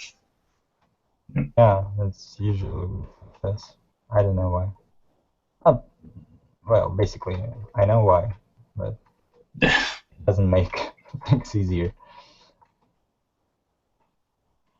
That's the funny thing. I always paid like the most attention to girls' faces when I was painting, and it was all about like girls' faces. I don't know why. I just was kind of obsessed painting cute chicks, because it was really freaking challenging. Like at first, just painting a chick not like absolutely ugly, challenging, and then to really find out, like, you kind of get the idea of how to paint someone looking like human, uh, kind of fast.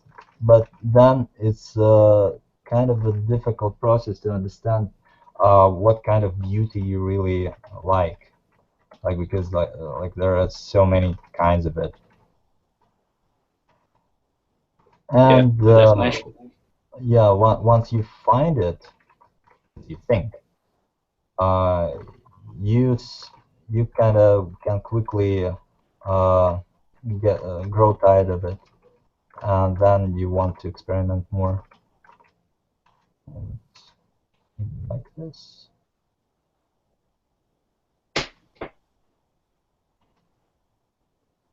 Why not?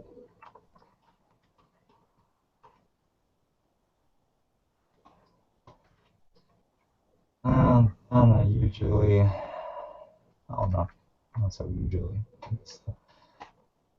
Might introduce, yeah, here I see like a little problem here.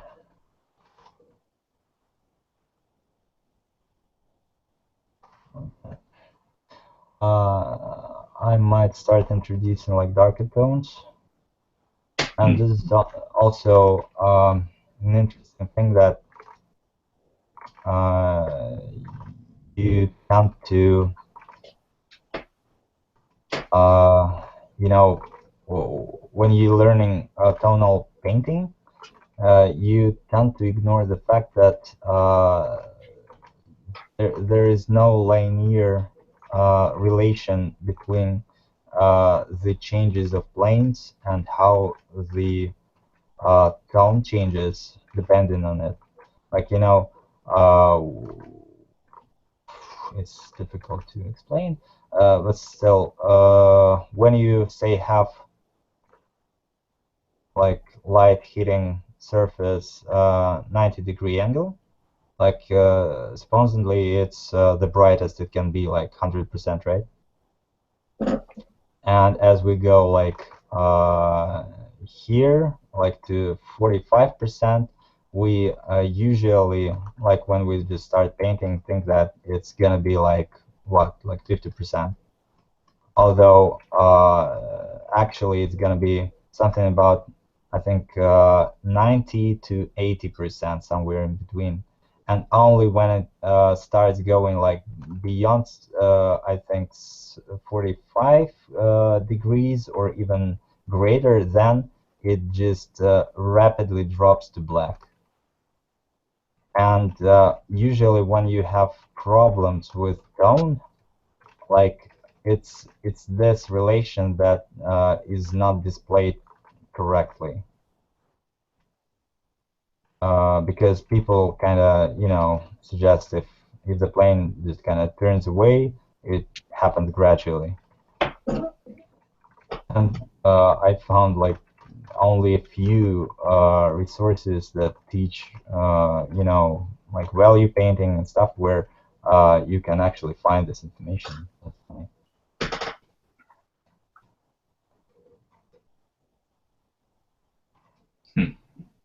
Because in all the other cases, it's usually like, you just have to eyeball it, Yeah.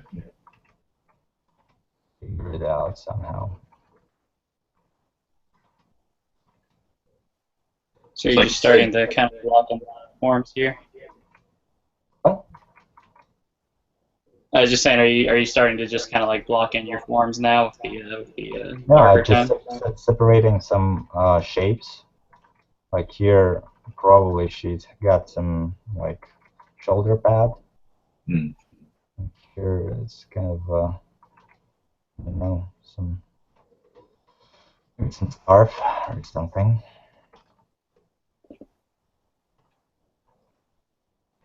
And I just try to use as few values for now as I can. Like I have two, like three. That's just to separate face from all the other stuff. And for now, I just try to use only these, not to like make things more complicated. Like, Basically, establish your basic idea first with these before you bother starting to do like more elaborate gradations. yeah, exactly. Because like you get lost in like too many. If you start using like too many values from the very beginning, you just get lost in them. You don't really know what you're doing. You just lose it, you know. And the image eventually becomes muddy. Yeah, and it's very easy to like once there's like about even like five tones you're using, you can already get lost in this five. Mm. Some fur going on her back. Heard something.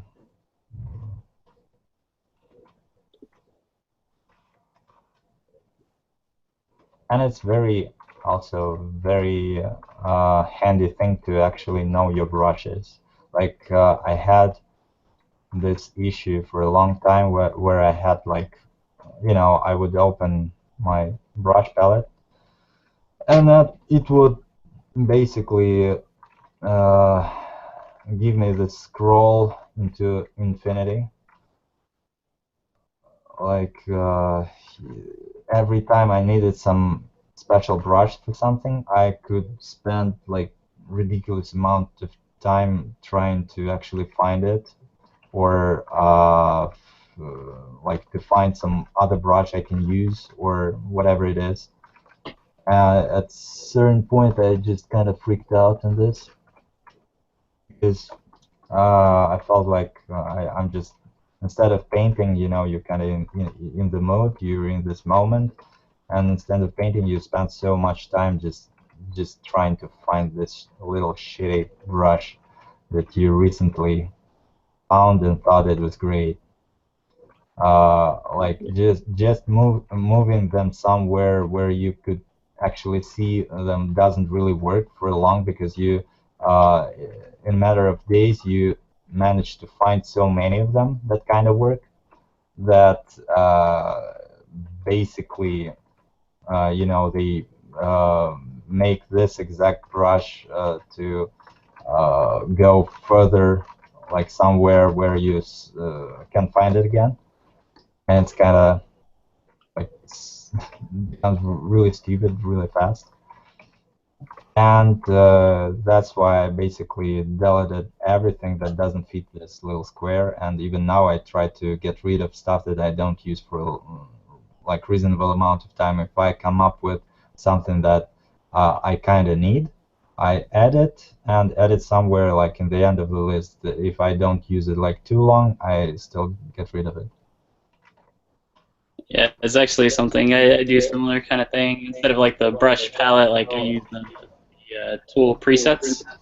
So like I name all my brushes and have them like on like a little like bar off to the side, kind of like how where your like layer palette is. Like I have like a long bar like that, and every brush has a name, so it's like super easy for me to kind of get what I want. Because like I remember the day, because like I have like all these packs that I downloaded, and I would have to sift through and find brushes, and all you have is the icons, and I was like, this is not registering for me. So like I figured out the tool preset thing, and so I was like, all right, I'll save my important brushes to that list there that's always there at the click of a button, and they all have their own name with like what it specifically I use it for. So yeah, I think like organization in that regard is super important because you could like in the long term you could end up wasting like hours looking for brushes like if you add it all up from each painting you do.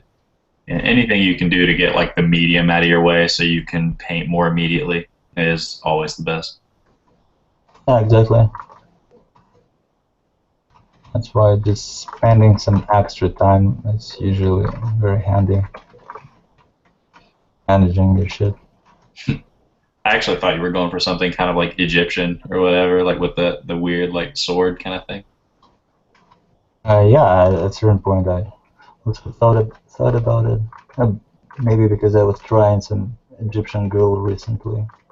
I kind of still have design somewhere in my mind.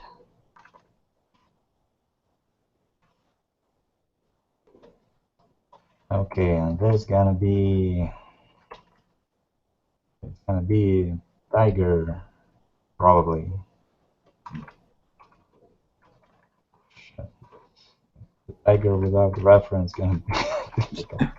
Whatever. Let's try. Why not? You might come up with something more interesting, without using the reference.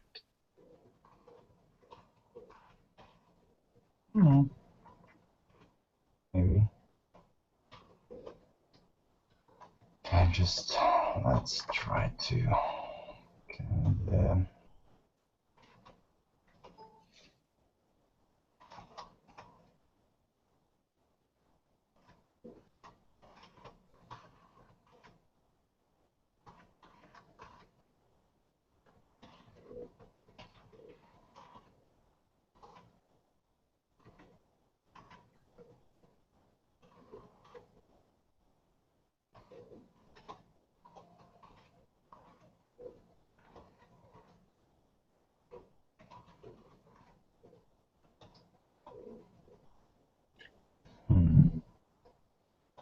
maybe we can something to the background. Hey, Cole.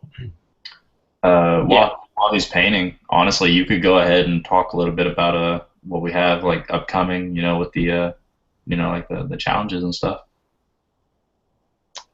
Yeah, I guess we can plug.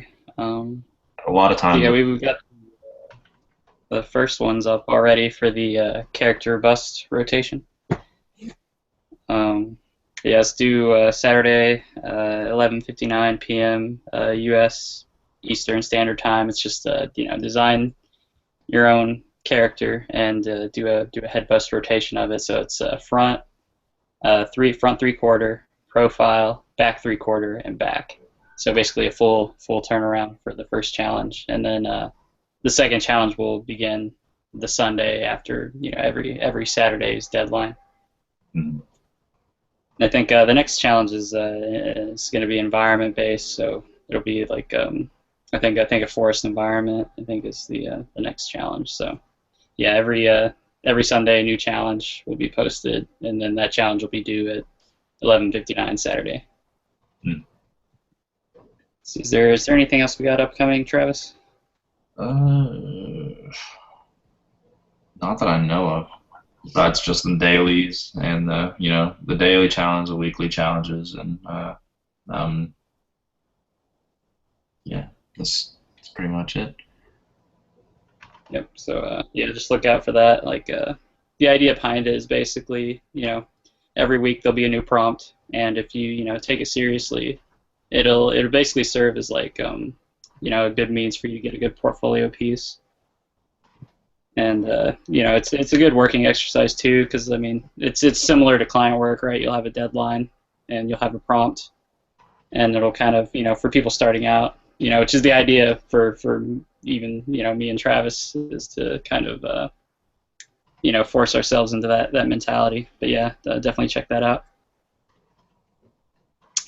Vadim, is there anything that you have upcoming that you'd want us to mention? Maybe a project or anything, or anything we can plug for you?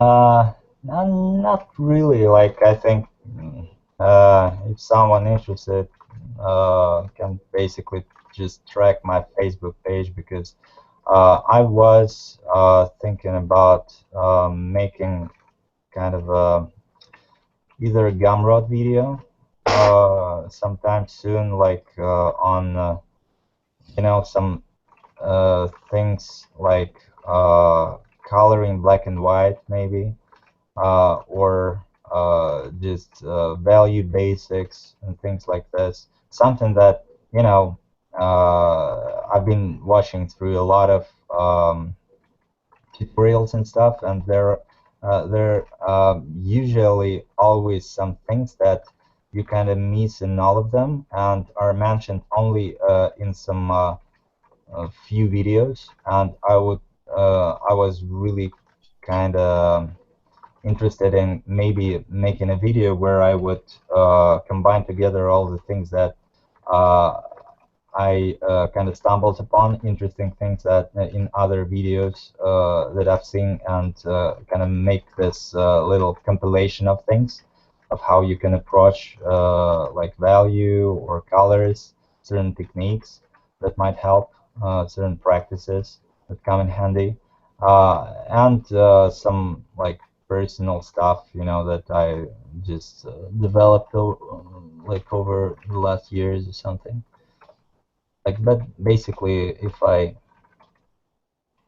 have something like this, I will definitely make an announcement on my Facebook page. We just keep track on this That one. sounds And awesome, things like actually. Yeah. I'll be checking that out for sure. Yeah, definitely. that. Yeah, here just figured out that probably had too much chicks. So yeah, take it away. Do you ever like plan on maybe like one day trying to do like your own, like, I don't know, comic or IP or something? Actually, I already started doing like a graphic novel, but I don't really want to, become too like braggy about it, just because when it's done, it's done. It's kind of like this. Before that, I will never. I will basically execute myself if I start like talking about it before I actually do some stuff and post it. It's been so many times when you start a project, you start some big thing, and you think that you're about to do something like really great, something really interesting, and then you kind of like with work, with personal stuff, you kind of lose the track of it, and you never come back to it. But you kind of was talking about it with quite a few people, and they start this thing like, so you were doing this stuff. So how is it going? You're like, fuck, not, Yeah, not, about not that. again, please. Very painful topic. So yeah, right now. With the yeah, I know you don't want to talk about it too much, but like with what you're trying to do, are you sticking to the painter kind of style that you like most of your work has been, like, or are you No, trying?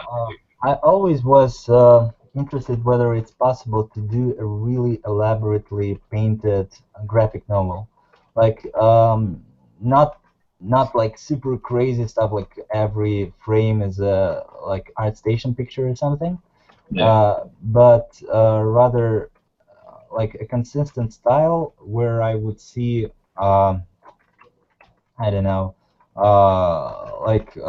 It's not a line art, something where I could see values, where I would see like some interesting color choices and this vibration, where it's more of a rich painting, than you usually see in the comics or graphic novels, because like I really saw a lot of graphic novels with a very good story and a very crappy paintings. Like usually the best stories out there, they are done by people who pay like a lot of attention to the story side of it, and that's why it's great. And usually, like the story in most cases will win over the presentation. It kind of works like this because we just, people are story-driven creatures usually. Uh, and but still, I think that if you kind of can try and combine both, yeah. it just That's where my mind's at. Yeah, combining both. That's yeah, it. it's basically a success, I think. Then Yeah, like literally, like that's actually where my head's at as well. Is like I've started my first graphic novel attempt as well. It's slow going right now because I'm still in the earlier stages of learning, but Like that's what I'm going for too, is like sort of a more painterly kind of style. Like, because I was always underwhelmed by, especially nowadays. Back in the day, they didn't have as much technology when you look at the older graphic novels. But today, like you see people pumping out like pretty cool painterly pieces in 3 hours or so. Like it seems viable that like the presentation quality could be stepped up, and like it would just make that experience so much more immersive, especially in the backgrounds. Like I always see in comics and stuff, like the backgrounds are so kind of flat, or they're just not dynamic. It's just not like fully immersive. So like it was always my vision, like to if I could combine like a really good story with an excellent sort of visual presentation, like it would just kind of elevate that medium a bit. Yeah, exactly. But like when I started, I realized like how much of a work it is actually. Like because it's you have to produce. Well, basically, you have to develop kind of a technique that will balance out your like how much you really want to present stuff, and like comparing to how long you really want to do it, because this is, I think, a very delicate balance here, that you can make the best probably chapter in the world of story novels ever created, but if the next chapter are gonna be like the next year, I think there's a high risk of people losing interest. It was something that I'll go back to what I was saying earlier about that Dan Levisi session that was that I listened to, was that like he did like a big thing called Last Man Standing, and it was it's all like it's just like a giant book about like a bounty hunter and like all these profiles and stuff like for like people that he's like hunting or something, but every image in it is like ridiculously rendered, like ridiculously painted. And it was something that he was talking about, like, which I think is actually like a smart approach that I'd thought about before, was like, if you have like just go ahead and like figure out, like basically get like general sketch for like, do your sketch work like as far as you can go with the project. Like maybe, I don't know, like even if you have like the entire story done, go ahead, do like all the sketch work for it, and then just spend like be like, okay, well over the next like year or something like that, I'm gonna spend rendering this thing while I'm working jobs on the side. I mean, that's a little crazy, but like, yeah, I don't know. That I think that's be a relatively efficient way to do it without losing a focus on the idea, I guess. Yeah, Maintaining consistency. but still, I think the biggest thing about it's you know, especially when you start.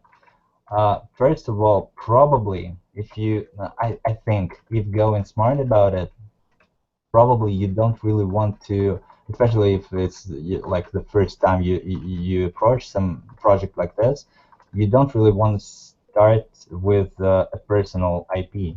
Like, of course, it's gonna be like some original work, but probably it shouldn't be some kind of an IP that you really put hours into developing, like the story or stuff like this, because you haven't really developed the pipeline yet, and basically you're just going and using your very precious thing that can be something big, and you can basically undermine it with the quality of your pipeline not being developed enough yet. Yeah, definitely. That's why probably it's a good idea to start with something smaller, to maybe create a story in some existing universe with some existing characters, and just make it work interesting for viewers, and on it develop a certain like painting technique, and see how to manage time and things like this. And also it's kind of I think it's kind of an interesting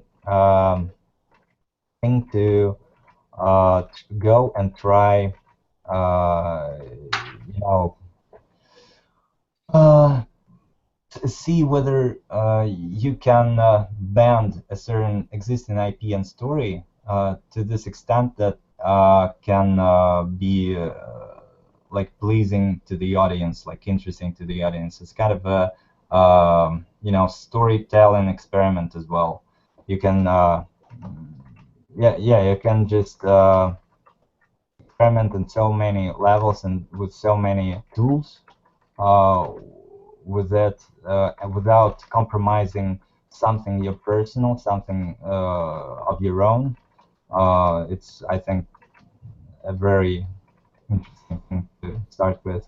And nowadays, with like Patreon and thing, it actually can even pay off right away. You never know. That's true. Yeah, I was actually thinking about Patreon myself, like trying like that route. Like, yeah, because it's like super logical. The very first like idea that comes in your head. I know that it's kind of this. It can be a little bit naive to think that you can really achieve some great results just from the start, but at least you have to try. I think At some point, you nowadays have to every initiate yourself, artist, I think. yeah, just every artist have to try it because it's really cool thing, and you know, for me it's interesting. Like the copyright issue is interesting for me because, for example, I see a lot of works like a lot of stuff that is done by some guys who like what's her name, Sakini-chan doing, like if you heard about this. Saki Michan, is that who you're talking about? Like the girl who does like a whole bunch of fan art for like millions of bucks. Yeah, that's her. Yeah, like I'm absolutely like happy for her. I wish her like a good health and sustainability, uh, and healthy state of mind because I would probably be mad by now, like painting all this stuff. But at the same time, I'm very interested how she manages to keep on doing this in terms of copyright laws, like whether it's absolutely legal to get money for what she does, because it kind of involves, trying some kind of graphic novel using some existing characters and IP as well, because you don't really know whether it's absolutely legal or not. I think it's because I raised this question in some forums here and there, and I never got some, very de definite answer in it. Like it's this and nothing else. Like people always start arguing, like start bringing up some arguments here and there, and never really heard that whether it's really legal or illegal, because I guess it's we're kind of a doing very it to yeah. patron. Like I guess like patrons like a donation base, so they're I guess technically their money is quote unquote going to donate or donating to her, sustaining, being able to produce art. They're not specifically paying for the individual pieces. So I guess you could just call them fan arts, and what they're doing is just paying for her to be able to do art as a like full-time thing. Like I don't know. Like I guess they're like I think she would probably win in a court battle in that regard. Like since like the money is technically I guess going just to kind of donating. She's not actually making money from those individual pieces. She's just painting fan art, and people are supporting her. And yeah, Yeah, that's the exactly. funny thing. But in this case, as some people mentioned, that she have to, and this is something that was, I think, mentioned by some of the guys from Patreon as well, that you're absolutely okay with like, getting money from donations and things like this if you host such a content like that can be kind of a problem in terms of copyrights. If you host it on some other like resources as well. So so to say, if what you produce is given for free somewhere besides Patreon, then it's totally fine, because this basically proves the fact that you don't really gain money like giving someone contact and having money back, you know, only because only in this case it can be called free will donation, so to say, because you're Yeah. not really in the case if you like if I donate and then I see the product, this is actually buying something. And if I just decide for myself whether I should donate or not and still have a product, this is a donation, really. Yeah. And this is kind of a tricky thing because actually, if you take like Zeronis, and I think this is the name, or even like Sakimichan's works, like I didn't really see her posting this somewhere besides like Patreon. I don't really think that people can get her fan art like maybe sometime later, but not when she does it. Like, you know, otherwise I can't imagine so many people like buying it straight away. Yeah, yeah. I think she just gets by with like I guess probably like the technicality of it being like, they're donating for her just to like basically be an artist rather than it being defined as them literally paying for that specific piece. Mm. So I don't know. It's probably like it's kind of a gray area, I guess. Like I don't know myself. Yeah, for now, I think it's just not much enough for people to really start, you know, coming there and saying like, "Where's my money?" You Yeah, know? yeah. I Too think much red tape. I think about it as like a I always thought of the Patreon thing as like a kind of the way the old patrons used to be. You know, like back way back in the day before any of this. Yeah, You know, it was like just like you got like some old rich person that's like, hey, we want to invest in this guy. This guy's good, you know, or whatever, and they'll pay for them to go like to some other country and just draw or paint or whatever. And so I guess it's just like they're just supporting her, for example, and you know because she's not like selling prints or something, companies aren't jumping on her. yeah, yeah. Yeah. I think it's all about like I guess like the on the technicality aspect of what is actually being claimed is what the people are paying for. Yeah, so that's probably how she's like able to kind of do that. Yeah, I think Yeah, like because if I had to guess, if something like that was brought to like a court case, like I would say like it would probably be in her favor due to what patron is. the people who actually raise the most haste about it is like haters, people who Yeah, I hate the most. I hate haters. It's kind of a coincidence probably, but like like she's I hate. making money. That's fuck that. Yeah, I just this stuff when there are so many people saying that it's illegal to get so much money. It's like what the fuck does she do actually to get so much? Like, are you serious? Like 60 something $1,000 like a month for this shit and all that. And you know, I can imagine all these people actually uh, kind of missing out the opportunity to get this money if they're offered. Yeah, yeah, Like, they could do the same thing. Like yeah, nothing's like, stopping them from okay, if pursuing it. you're so pissed off, just go and try yourself and try to develop like the community around you. Try to develop your fun art base and just okay, get this money if you can. If you can't, just why the hell are you even like?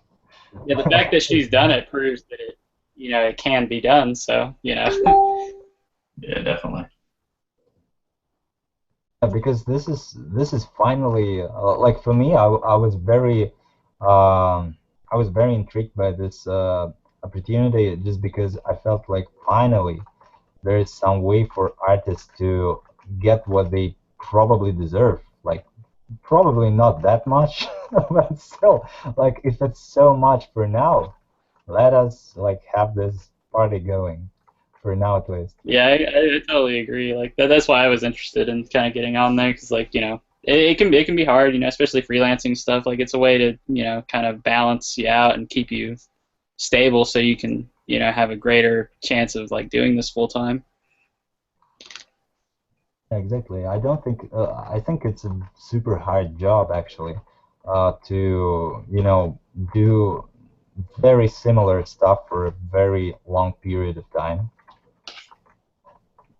and to yes you probably make a very good living, but as I can imagine it also like takes so much time just to constantly do the same stuff over and over again to make Yeah, it all must get this like monotonous. yeah to make all this like videos tutorials to always be on time like with posting things yeah you that's that's hard work actually, and everyone who says like it's peanuts or something. It's like not deserved money. I don't really think so. Especially I like what Ross does now. Ross Tran. I mean, yeah, you know the guy. I think you know. Yeah, I know what you're talking about. Yeah, I even like support him on Patreon actually.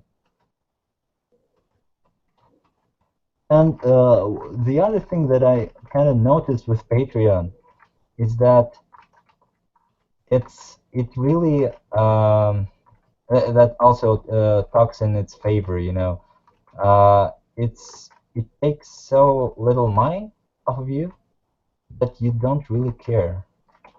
And this is something I felt that when I became a patron myself, like it's about like $10 a month.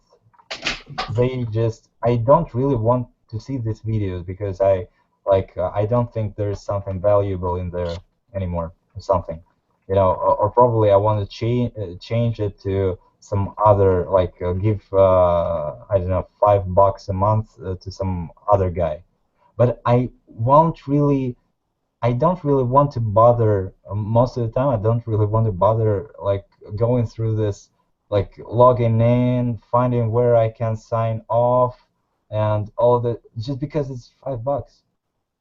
And the next Yeah, time, it's like being on like Netflix or something. It's not a big yeah, fee. like I've been paying for World of Warcraft like for 10 years already, playing like half of this time actually. That's funny how I Yeah, and still like pay with for. that, you're actually gaining something too. You're supporting somebody producing content that you can be inspired by and learn from. So I mean, Yeah, sometimes it's because when I see yeah, the new video, I go and watch it, and it's kind of cool. The other thing that, like, if I didn't see this video, it won't be the end of the world or something, definitely. But when it's on, like, okay, it was fun. Some funny little advices, like to revise the stuff that I already know, but who cares? Like, it was fun, whatever.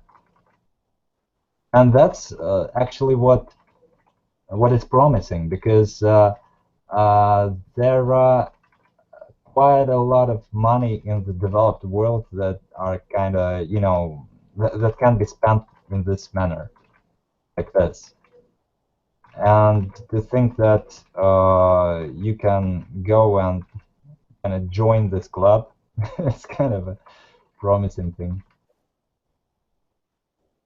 yeah, it's pretty awesome. You making a is that a tiger? Yeah, cool. That's awesome. All serious and, and funny looking. You're just like hurting a giant like beast there. Yeah.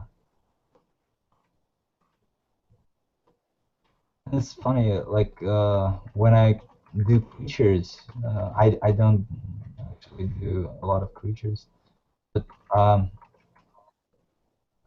you quickly find like a very few ways to kind of make the creature look somewhat charismatic, and you always stick to it, and that basically makes all your creatures look similar. It's like this, little eyes and this kind of brow thing, like making it look like angry or focused or something like this. It immediately works. It's always like the proportion thing about it. You just work on this little eyes, like this little area underneath the eyes. It's basically repeating human anatomy a lot. Then you find this bone here, and align it, and then it's only about like this proportion to make it like from a tiger into bear into whatever, into a dog, into whatever you can imagine, basically. I just Yeah, something I that kind of surprised me. huh? Sorry. I was just saying, like after I learned like a lot of human anatomy, and then like I went to try animals again and stuff, like just kind of dabbling in them. Like it was so much easier because like some of the baseline concepts are so similar, especially with like mammals because they're so like close to us evolutionary. Like on that Oh, scale, like it was very easy to kind of break them down after doing so much like human anatomy. yeah, at this moment you realize that actually nature was always cheating. Yeah. Yeah, that's a good way to put it. But in a very interesting way. Yeah, yeah, it bends them. Although yes, there are some creatures that really freak me out. Like they just out of like they're out of this world, and that's why I always adore people who are very good at creature design, because I always feel that there is actually so much more in this field, like I mean creature design, than in the field of like character design, just because it's like so many forms, so many textures, so many, and with characters you actually only dealing with materials and things like this, and as if there's not so much variety. Although it's really like intriguing, interesting, and I always wonder why like many people they kind of afraid of going. If it feels like people are afraid of going creature design because it's kind of undemanded or something.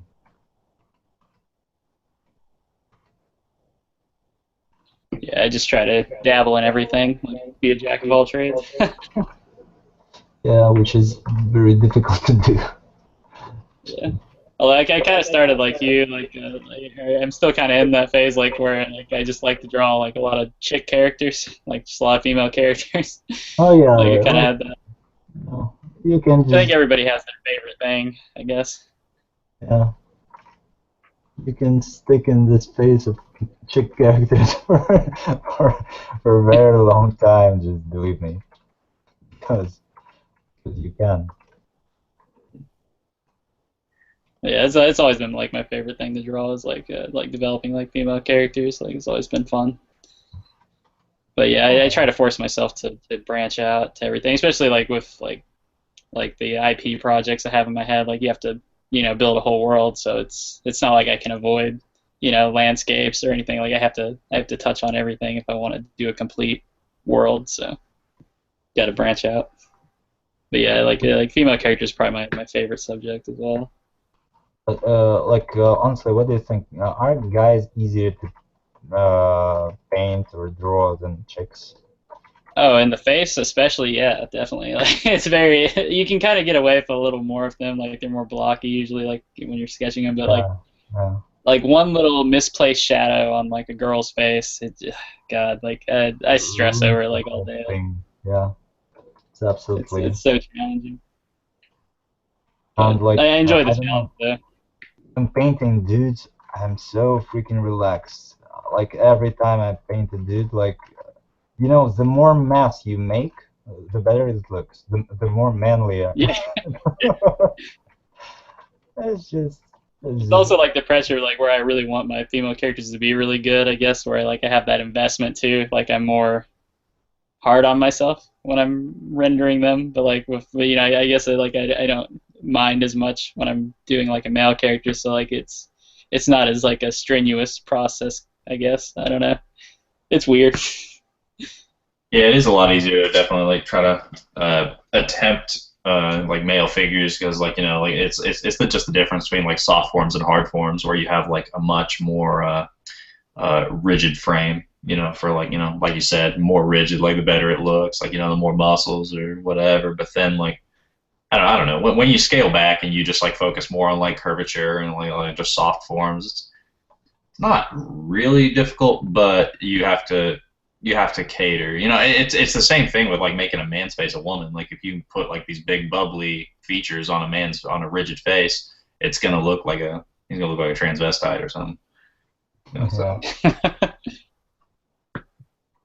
And that's the funny thing is, like, when you really want to end up with a very, very manly looking character, like, some brutal male, like barbarian something, you put so much age into his face, like so much this little muscles going on around the like it's easy because you know all this stuff, you know all the muscles, how they articulate, all these things, and here you finally have an opportunity to show it all.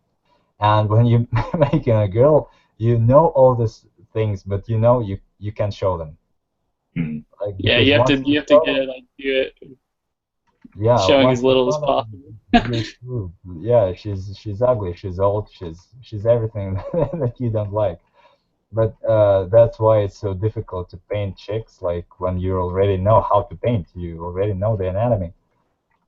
Start showing it, it's freaking not there. And Yeah, some it's guy, like no planar breakdown. Everything's smooth. yeah, some guy sitting next to you who never actually like painted, who never actually learned anatomy. He always painted some like anime chicks. He's so much better than you. Like just just because he doesn't know all this stuff. He just don't he just doesn't know yet how to he don't know yet how to mess up, how to Yeah. just make it ugly.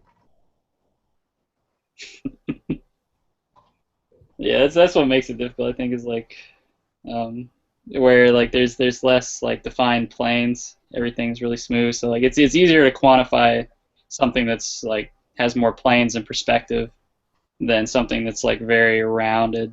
So like when you're doing like you said like a barbarian character that's really like been beat up and weathered, all you can break down his face very blocky, very all the cheeks and everything can be put into like a plain structure. But a female, like you can't do that, unless you want her to be, I guess more rugged. But if you want to do like an eloquent kind of character like that, like none of that information can be showed. Otherwise, it'll, and then like that's where placement becomes tricky because you don't have like placing the eyes without any of those planar relationships established can be tricky. And if you misplace it, it just won't work. yeah, you just have to be able to visualize it without making all these grid lines. Yeah, you gotta like visually map it in your head, I guess. But yeah, it's a fun process though. Like I enjoy it. Well, Vadim, man, we're sitting at about 2.5 hours. I think we probably should wrap it up. Yeah, Yeah. I guess we covered pretty good ground. yeah, we covered quite a bit. Is there any last words you'd like to maybe like say to everybody that it's artistic advice? Artistic advice. Yeah. I just damn it. Where are the wise words when you need them? And it's just, I think the best thing that you can advise people who actually try and fail, usually it's like the only way to fail is to give up. Like that's the only true moment of failure. Like because all the other moments are moments of where you start learning something. Like when you really fail is when you said like, okay, like it's not my thing. I just quit. I quit. That's it. Never give up. Be Rocky. Hey, hey, hey! Paint every day. Slogans. All right. Well, I guess we'll wrap it up again. Thank you so much, Vadim, for coming on and showing us this awesome Thanks for character having and sharing me. insight. That was really entertaining. Yeah. It was worth my not so sleepy night. Yeah, man, you were awesome. Well, thanks. Thanks a lot for joining us. Yeah, thanks everyone for tuning in, and we'll catch you next time. Keep grinding, everyone.